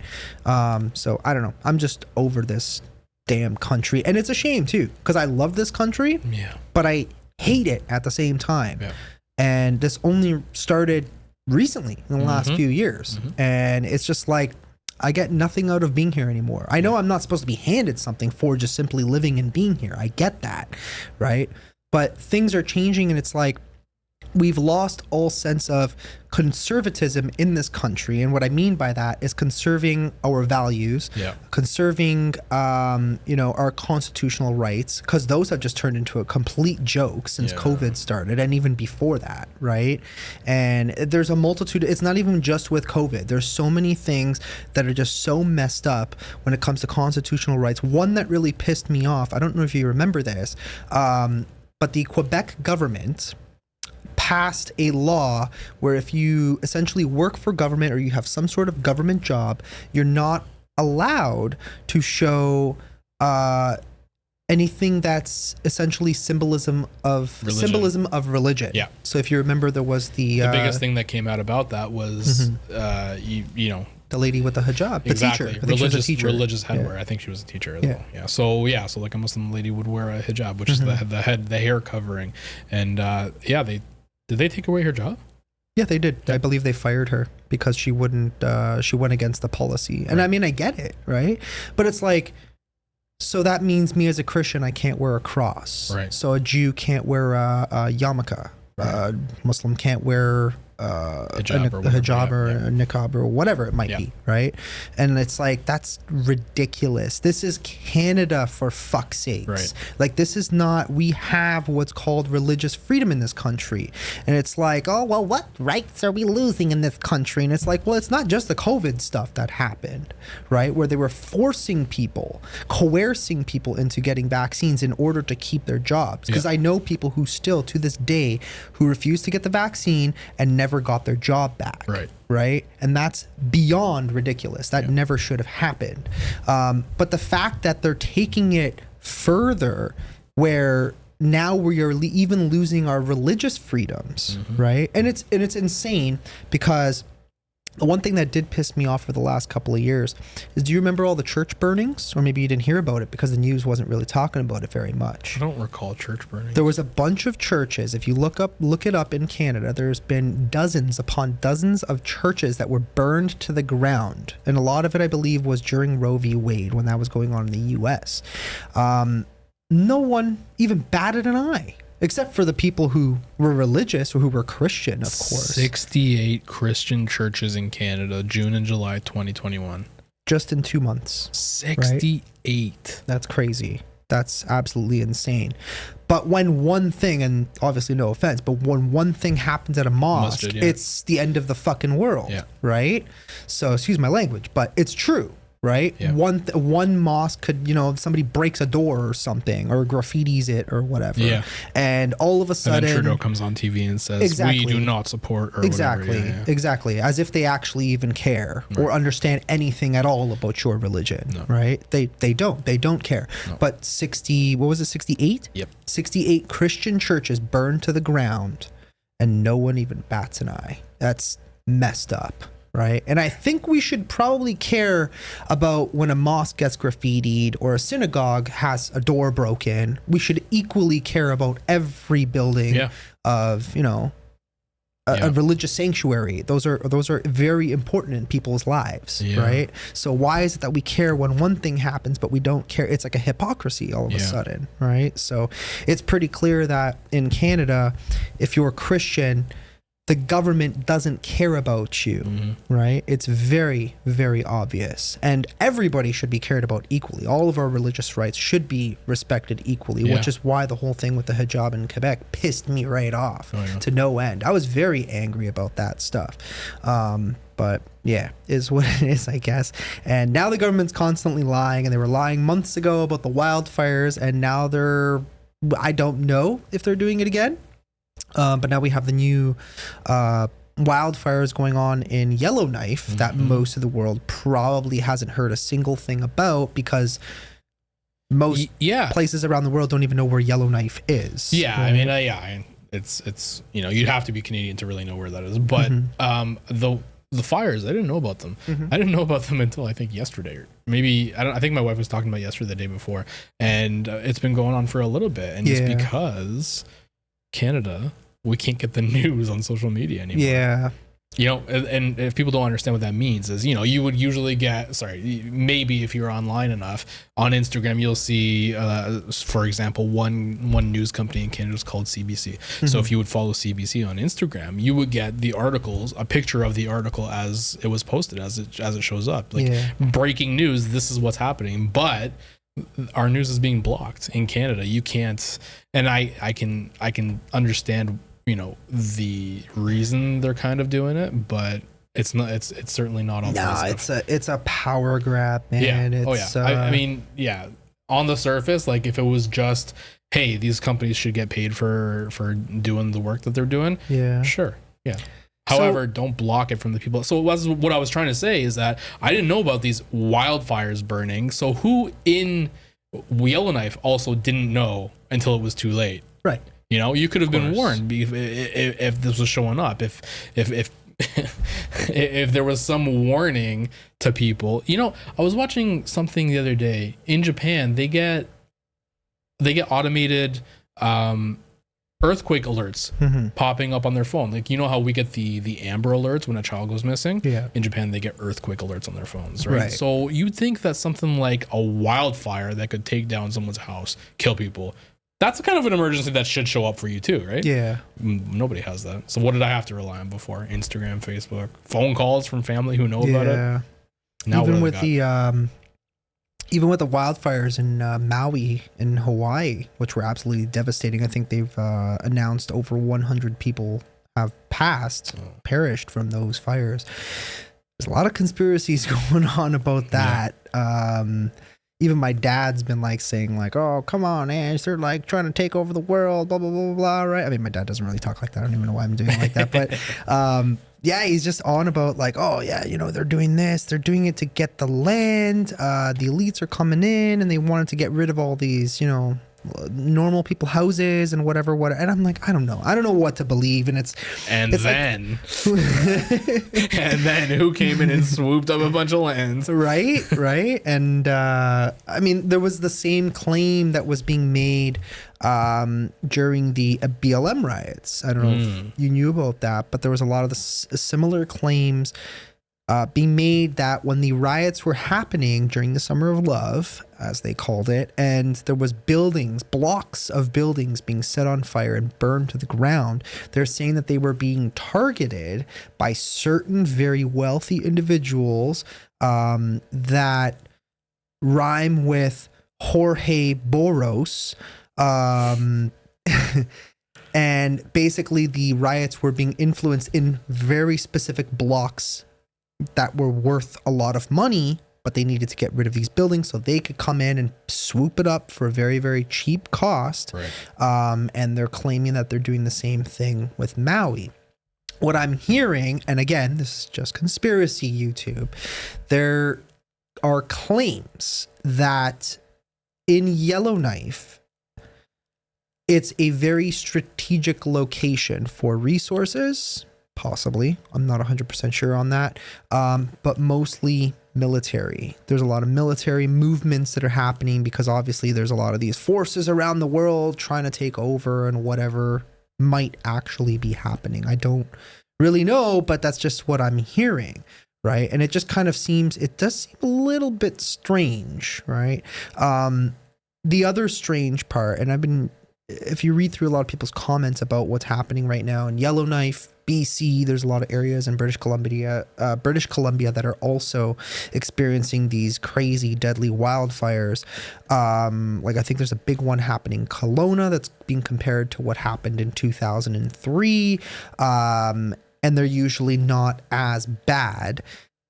But what people are claiming is that the feds apparently have been undercutting the firefighting procedures that kind of slow this kind of stuff or stop it altogether from happening. So I believe they use some sort of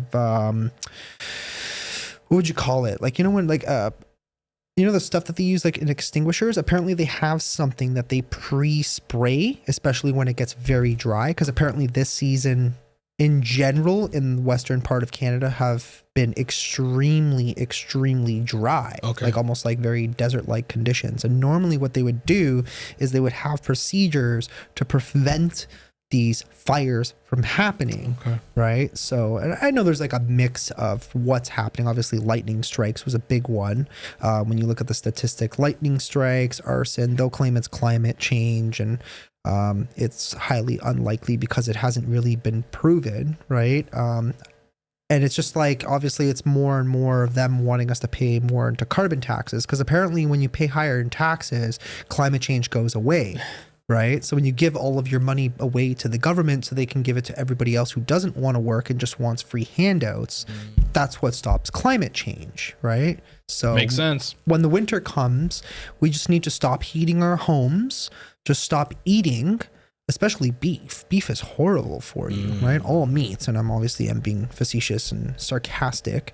But yeah, that's just where things are at right now. I don't know what the hell is going on in Yellowknife. I'll try and keep updated. It does look pretty bad. I think they have evacuated 90% of the people who live in Yellowknife. Thankfully, I hope everybody is okay out there.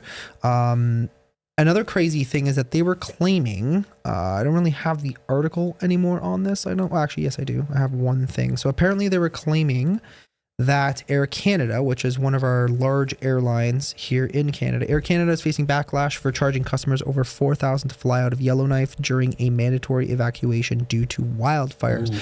And Jagmeet was kind of bitching and moaning about this one, like, oh, it's corporate greed and whatever. Apparently,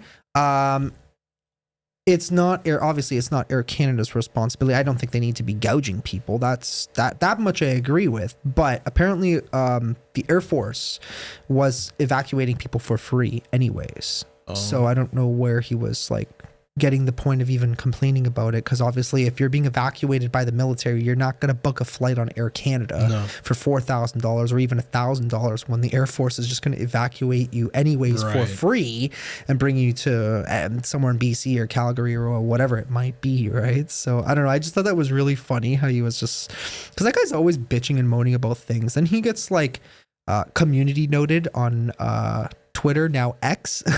Community? What's that?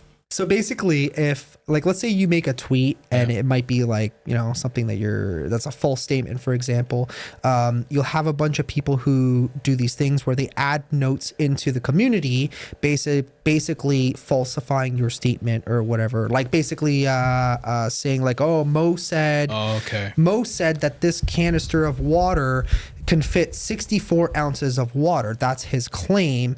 And then I go into the community notes and say, no, I have the same model of water canister. It actually only holds 32 ounces. Right. So it's basically to say like, this is what people are saying. This is false and a false statement, or, there needs to be added context to things and stuff like that. This is crazy. There's another story that I kind of just popped up because you said you didn't even hear about this either. I did not at all. So you guys might remember Michael Jackson, who has been, dead for what, like 15? Well, I was 18. So exactly 15 years. Yeah, just past 15 years.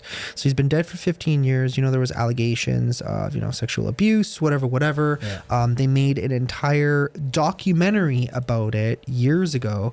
And from what I remember, the documentary was such bullshit that apparently the two main guys in this documentary that they got to interview and talk about the stories made up tons of stuff, and it was all debunked, everything. And it was sad because it was from HBO, who's supposed to be highly credible, especially when it comes to, documentary filmmaking and stuff like that. But the story is now resurfaced, apparently. Let's see what this says. So it says the California Court of Appeal has overturned the dismissal of lawsuits against Michael Jackson's production company, MJ Productions, by James Safechuck and Wade Robson. Those were the same two guys from the movie.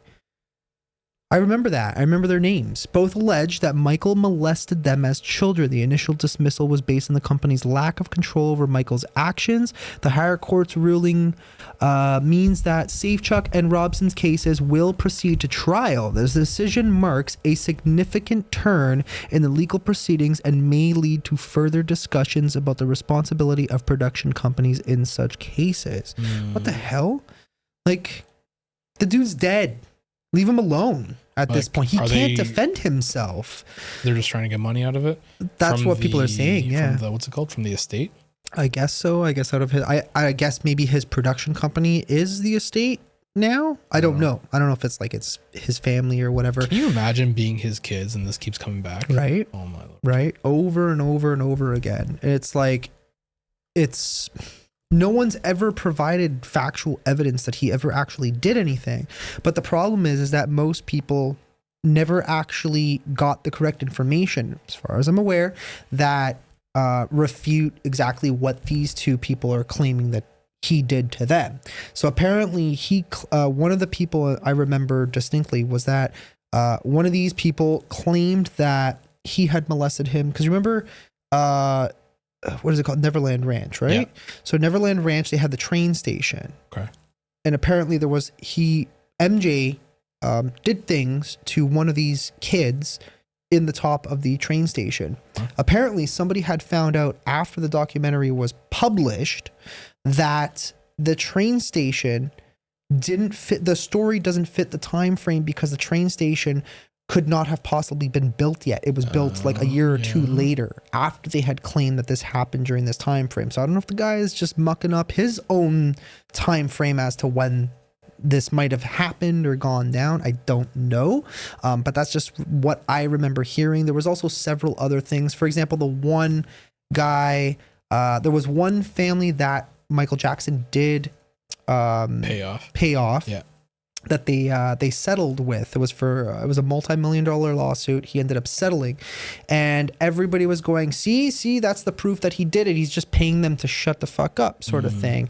And apparently that wasn't the case. Michael Jackson was going on tour. Had he gone to trial, he would have not have been able to go on tour. He would have made $1 billion going on tour and only lost $100 million paying out this family, who apparently the kid just completely disappeared after getting this money. Apparently the father took his own life, and it was just a big mess, right? But a lot of people were using that as irrefutable proof that Michael Jackson actually did what they were claiming him to do, when no, it was just a matter of, I need you to get out of my way so I can go and make $1 billion on tour, right? It was a business decision at the end of the day to just get this kid taken care of and move on, right? So it doesn't actually ever prove anything. And there was all sorts of other stories.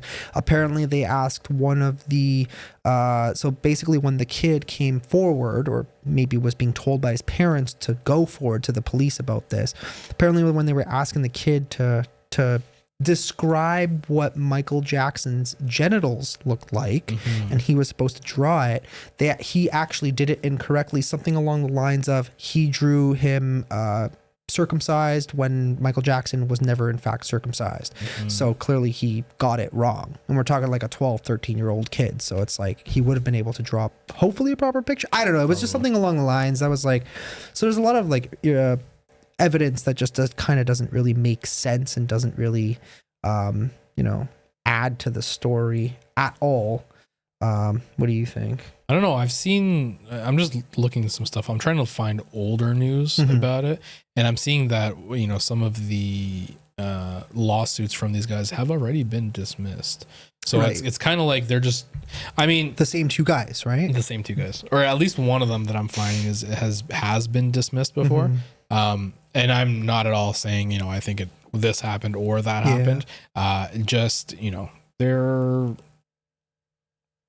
either repeating, they're either trying to make a buck, or they're either trying to clear their name, like, I'm not lying. This did happen, and I'm going to keep going back at it to figure out how to clear my name, or to, tell everyone that this did happen for some reason. Is that for money? Maybe. I think so. Is it to clear their conscience? I don't know.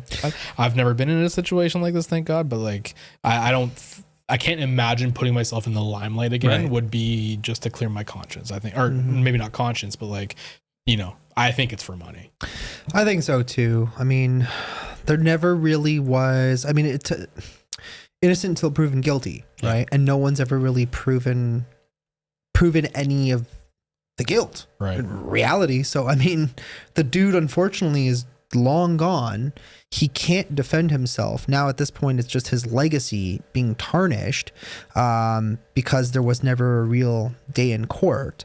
But you know, I guess we'll just have to wait for the day when Michael Jackson resurrects and comes back, because we all know we already know he's alive. I was just gonna say that we already know he's out there with Elvis and with Tupac and Biggie. Yeah. So there was this conspiracy. We did a video on it years ago, and we're just laughing about it because there's this crazy conspiracy that MJ never, and a lot of people actually believe it too. If you actually look it up online, it's a pretty like widely believed conspiracy. I don't know whether it is or isn't. I'm in the kind of, you know, the position where he's probably dead.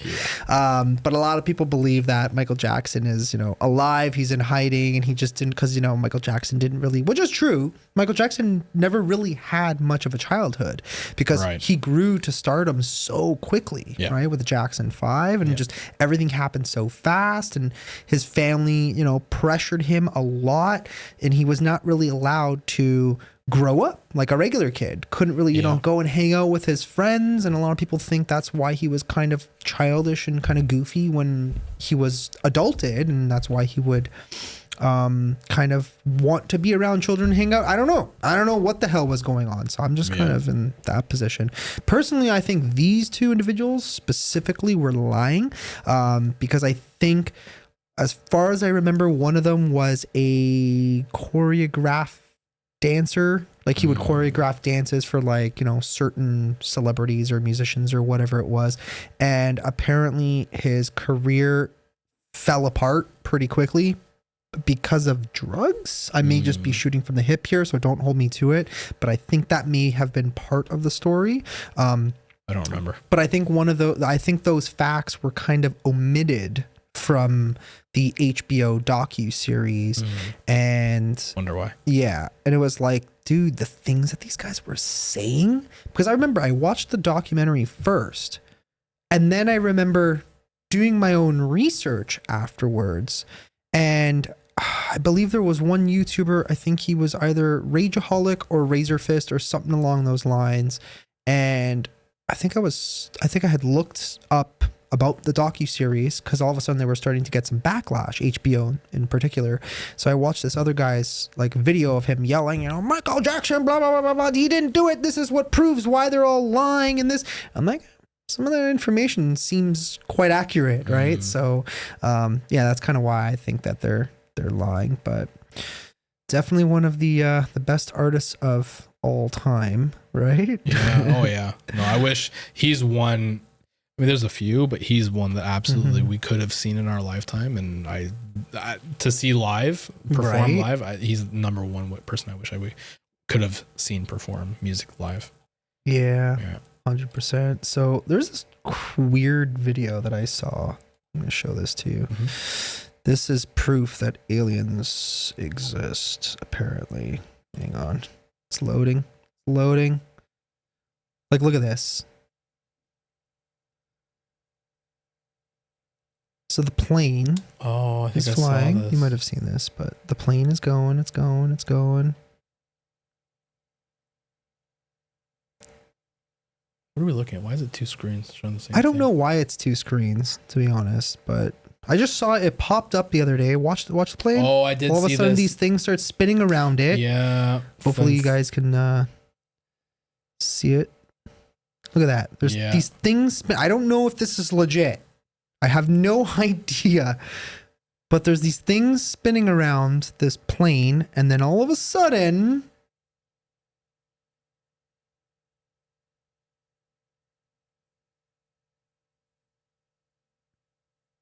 still there. All of a sudden, I was waiting for the punchline here. It goes and disappears. In a flash. In a flash. A literal flash. Like, what the hell?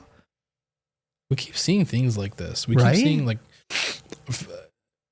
what's the word? UAPs flying in random patterns. Yeah. And then disappearing.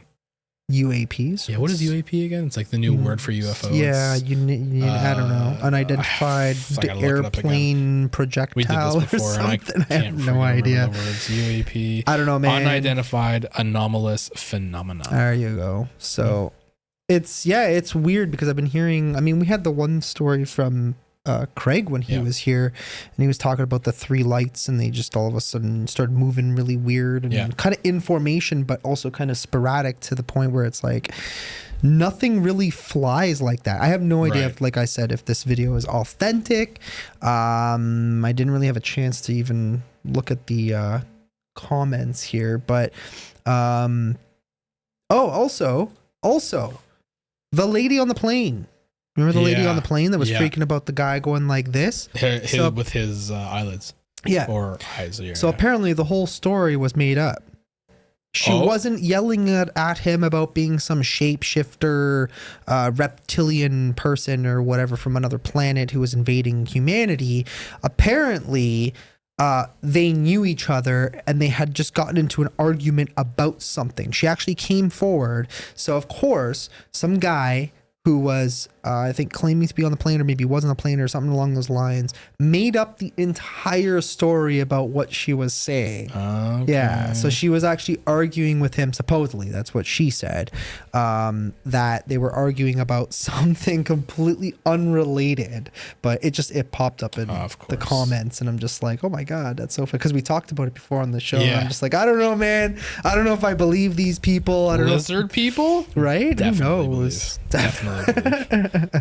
I mean, Hillary Clinton's a lizard person, no? Yes, that's confirmed. Yes, absolutely, 100% confirmed here on the Brave Podcast that Hillary Clinton is in fact a lizard person. But yeah, I don't know, man. There's been a lot of this weird like UFO stuff kind of popping up here and there, and I don't know what the hell is going on. I have no idea if these things are real or not. Some people are claiming that the government is creating its own false flag or hoax in order to distract us from what's really going on out there, which is a lot. There's a lot of stuff happening, and I don't know. Maybe all the conspiracy theorists are correct on that fact, or maybe just got no idea. Maybe aliens do exist. But it would be really funny if it's like, if the aliens really do exist and everybody's like, nah, they're just trying to make stuff up, because the government always lies. Because a lot of people, they have this habit, like I do the same thing too, and this is just our distrust of the government nowadays, that whatever the government says, typically they're probably lying about certain specific things. But what would be hilarious is if this is the one time that they're not lying and they're just like, well, we do know aliens in fact exist, and there are these UAPs, and they are really different life forms from other planets. But they're not going to believe us anyway. So let's just throw all the information out to the public. The majority of them are not even going to care at this point. Because right now, everybody's too obsessed with the culture war or everything with the LGBT community and the government and inflation and gas prices and this and that and whatever. And it's like, they give us all the accurate information, all the video proof, and it's just like no one believes them because they're all too busy dealing with everything else. I don't know. I just think that's a kind of a funny concept. Yeah. But yeah.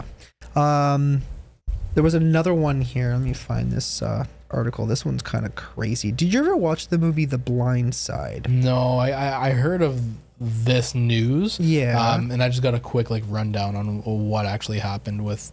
So based on this article, okay, so this dude, he was no, please you tell me, because I'd have to re-up on my information here. So from what I remember, The Blind Side was a movie, I think from the mid 2000s or something like that. It was a pretty good movie, and it was kind of like the story was on the lines of it was a white family, and they were essentially looking to adopt this African American kid, and they, according to the story, adopted him, helped him, with football and sports and all that stuff, because I guess he was poor and didn't have money, whatever.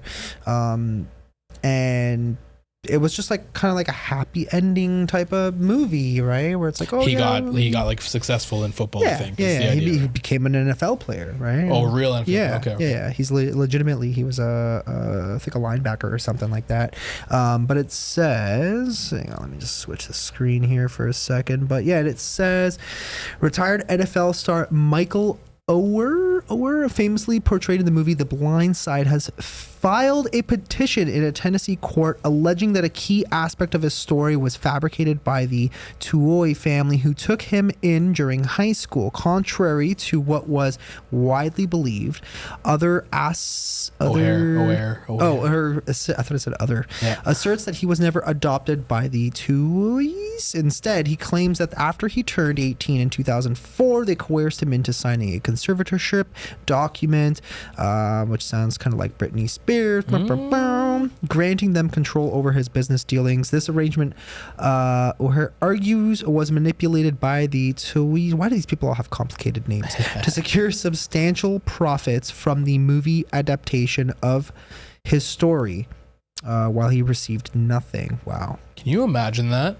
They made a movie, with Sandra Bullock about you. Right. And you didn't see a dime. Yeah. Can you imagine that? No, these fake parents apparently saw the dimes. A lot of dimes, apparently. So I wonder like how far this conservatorship went. The 14-page legal petition filed in Shelby County, Tennessee presents a complex narrative. It asserts that the Tuohys, Sean and Leigh Ann, used the conservatorship to broker a deal that allowed them and their children to reap significant royalties from the Oscar-winning, so yeah, exactly like you said, reap royalties from the Oscar-winning film The Blind Side. The deal was reached shortly after the release of a book chronicling O'Hare's story. The petition contends that O'Hare wasn't included in the profits from the movie and that the conservatorship was falsely presented to him as a form of adoption. Wow. So they basically lied about the whole thing. The petition calls for the termination of the conservatorship, an injunction against O'Hare's name and likeness, an accurate accounting of the funds generated using his identity, and appropriate compensation for him. O'Hare's lawyers claim that O'Hare was devastated upon learning that he wasn't adopted, which he believed to be true for years. So I guess they probably told him, they're like, yeah, just sign these. This is your legal adoption papers. But really, they're just conservatorship, which is like overseeing, like you. It's like basically me signing a piece of paper, and in the fine print, it says any money you make from any business dealings you do from now into the future until this is canceled are all mine, right? Because I think that's what happened to Britney Spears with her father. I don't know. Right? Her father was her manager. Yeah, right. I never really looked into the details, but it sounded pretty shitty. One weird thing about this is that it's after he turned 18. After he turned 18, why would he need to be adopted after he turned 18? I think it was. I think that's just what they convinced him of, right? Dude, you're an adult after 18. Yeah. I don't know. I mean, yeah, but I mean, if you just want to be accepted by a family, is that kind of what it is? Like, yeah. And I think they told. I think it was more. You've been duped, dude. Yeah, I feel like it was more almost kind of a symbolic gesture, like, we're gonna adopt you and we're gonna take care of you. We're your mom and dad. Yeah, that's how they masked it. Right. And then if they gave him this form, and as an 18-year-old, he's legally an adult, and now he's essentially signing sign over it on his own. Yeah.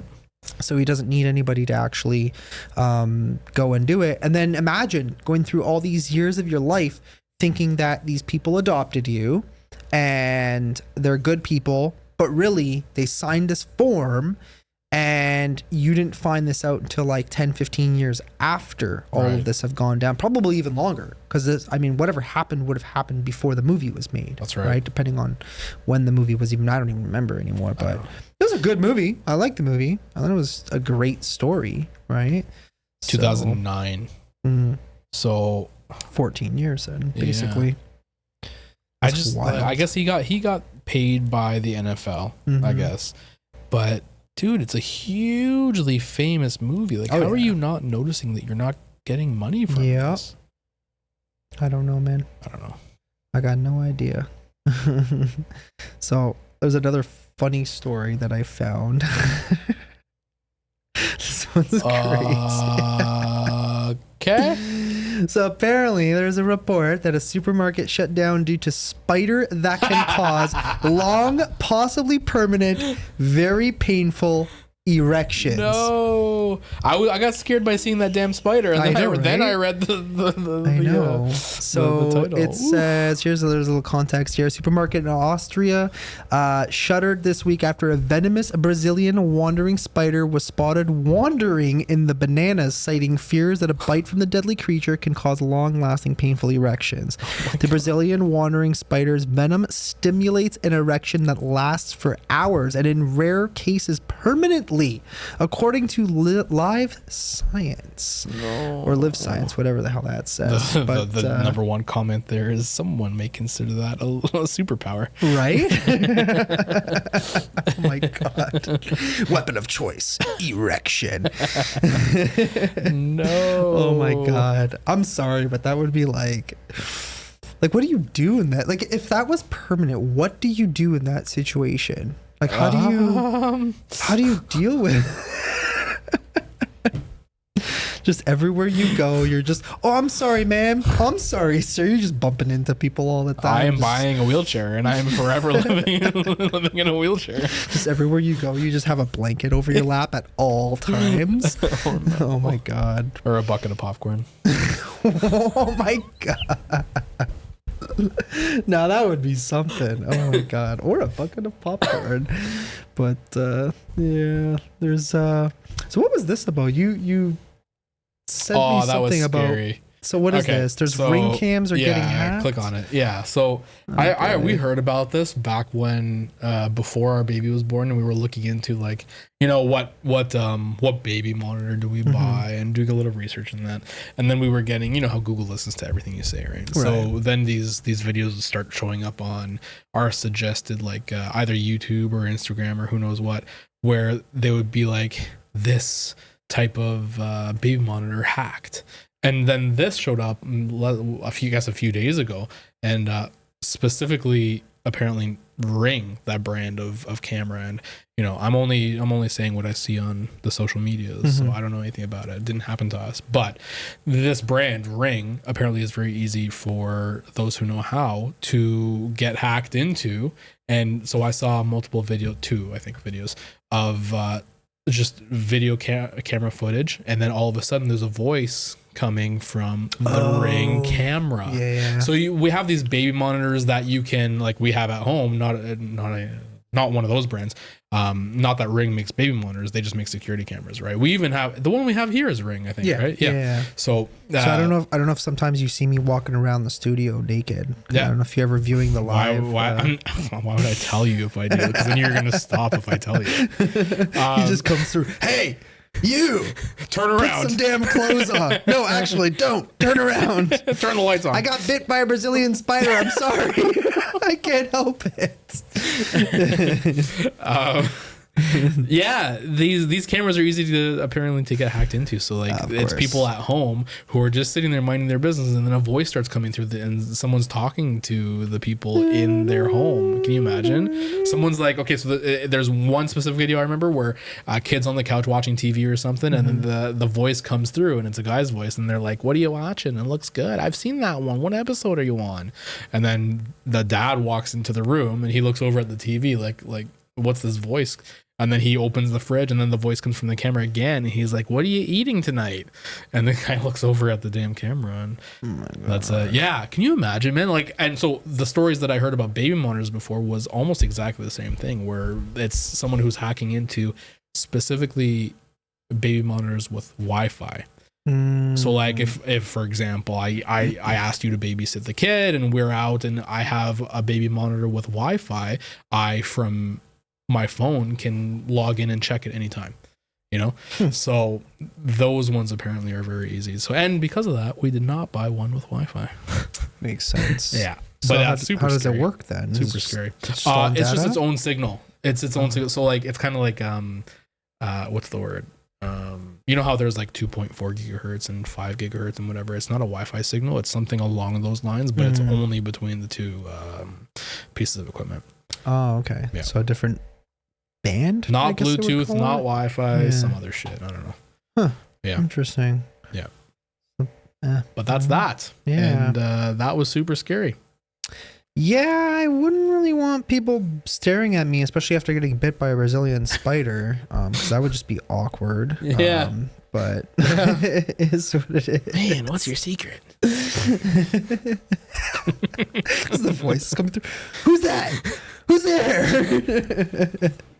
Oh my god. Did you need a prescription for that thing? I went to the doctor. They said there was nothing they could do. It's going to be like this forever. I heard there was some, I don't know if it was a problem with Viagra or something, but like you would go to the doctor, you would go to the ER, and then they would use a needle to remove the blood. And that's how they would do it.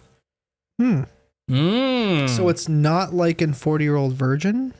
Didn't they gave like a different method? What was the method they gave in that? I don't remember. I don't just remember like that at all. punch it or something? Something along those lines. Somebody leave a comment. Anybody that's ever had to get rid of one of those before, please let us know how you did it. Oh my god. I swear that was the scene in 40-Year-Old Virgin. Do you remember he takes the Viagra and he's at home and he calls the company or some form of like, I don't know, whatever, enhancement or whatever you want to call it. And he's on the phone and the guy on the phone is like telling him like, oh yeah, sir, you got to like hurt it or something. What? Like squeeze it or I don't know, something. I don't think this is 40-Year-Old Virgin. No, it's definitely 40-Year-Old Virgin. I remember there being a scene of him after he takes the Viagra, because remember he was gonna have sex with his girlfriend at the time, and then they didn't end up going through with it, or he like kind of panicked or whatever, and then he was just there stuck with an erection and he just doesn't know what to do about it. So yeah, I don't know. Did you find it?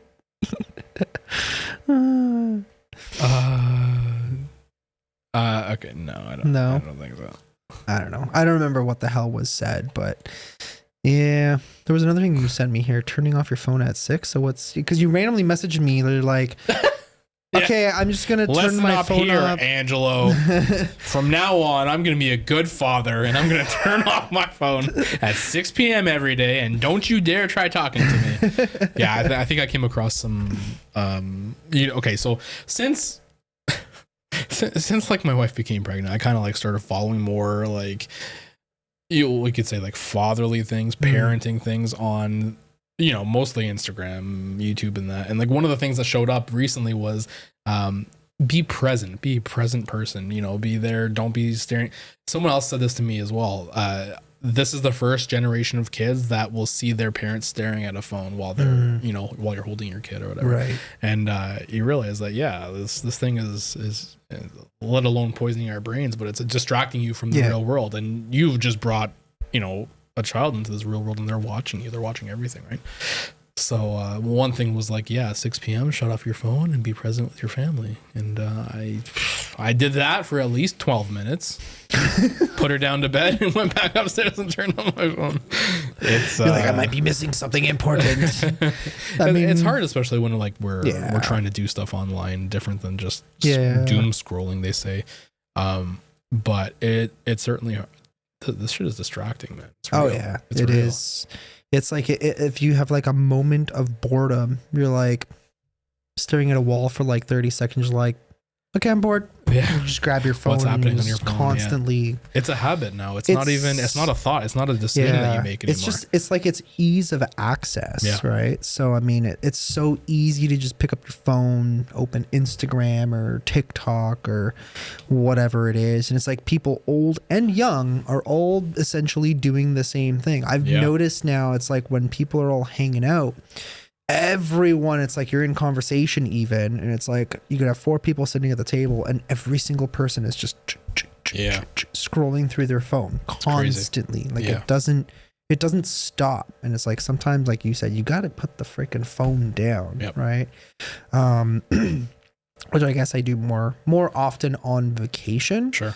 I try to have like moments where it's like, okay, I'm just gonna put the phone down and I'll literally just sit there and just kind of live. Yeah. And take it in my surroundings, I guess. But yeah, guess that's pretty much it for tonight. I think the rest of what we wanted to talk about we'll just do in the after hours. Ooh. All right, Angelo, where do we find the after hours episode? I don't know. Where do we? I'll tell you. Is it Rumble? Rumble.com? I wanted. Do we have a link? Is it rumble.com/The Brave Podcast? I gotta look it up actually. Let me just look it up right now. Yeah, it might be. So while Mo looks that up, yeah. So for tonight's episode was literally just us hanging out, but we already have like 3-4 guests lined up, so we're gonna have some pretty interesting stuff very, very soon. We have a special guest who's an old friend of mine, and she's actually into Wiccan. She's dealt with demonic entities, paranormal activity. So that'll be interesting. I also have a friend of mine. I'm very excited for that one. I know you are. You have like 40 billion questions that you're getting ready. I've got so much in the thing ready for her. Yeah. Yeah. So we're gonna have some exciting stuff. Things might slow down for a small period of time in September when I'm away. So we might post a little bit less, but not that anything is going on or happening. I just happen to be on a beach somewhere, most likely, or maybe I'm just like in Savannah, Georgia. I don't know. Enjoying my life a little bit before the summer comes to an end, which is so sad. It all went so fast this year. It feels like we had like one good month here, anyways. Yeah. Like everywhere else was. It certainly flew at minimum. It just like zoomed by. We're just so busy, man. It's hard to just watch it's the days. The days pass by, the weeks pass by, the months pass by. I don't know. She was born in, August, and then this is August right now. We just passed her first birthday, and I didn't see it really happen. It just been crazy. Yep, time is absolutely flying. You were looking something up again? If there's a link on Rumble and it's not, not an easy link. Well, if you want to watch the after hours thing, just go to rumble.com, search up The Brave Podcast. We will come up there. It'll be a little bit of a more spicy topic, like we said at the beginning. But that is pretty much it for this episode. I already can't believe that we made it to the 2-hour mark just talking about the topics we did. So that's kind of why I was like, you know what? We'll just save the rest for the after hour special. But thanks for coming by and hanging out with us. Talking about spiders giving people permanent erections. Smash the like button, share it out with your friends. Also, remember this: if you're listening on Spotify and Apple Podcasts, you can give us a rating. 5 stars on Spotify and Apple Podcasts will help us so much. Do that. Did you enjoy what we said today? Give us 5 stars. I love you. I love you so much. Just do it. Just do it. Just do it. Sorry, headphone users. I do apologize. But again, smash the like button, subscribe if you're new, turn those notifications on, and we will see you guys in the next episode. Bye-bye. I love you.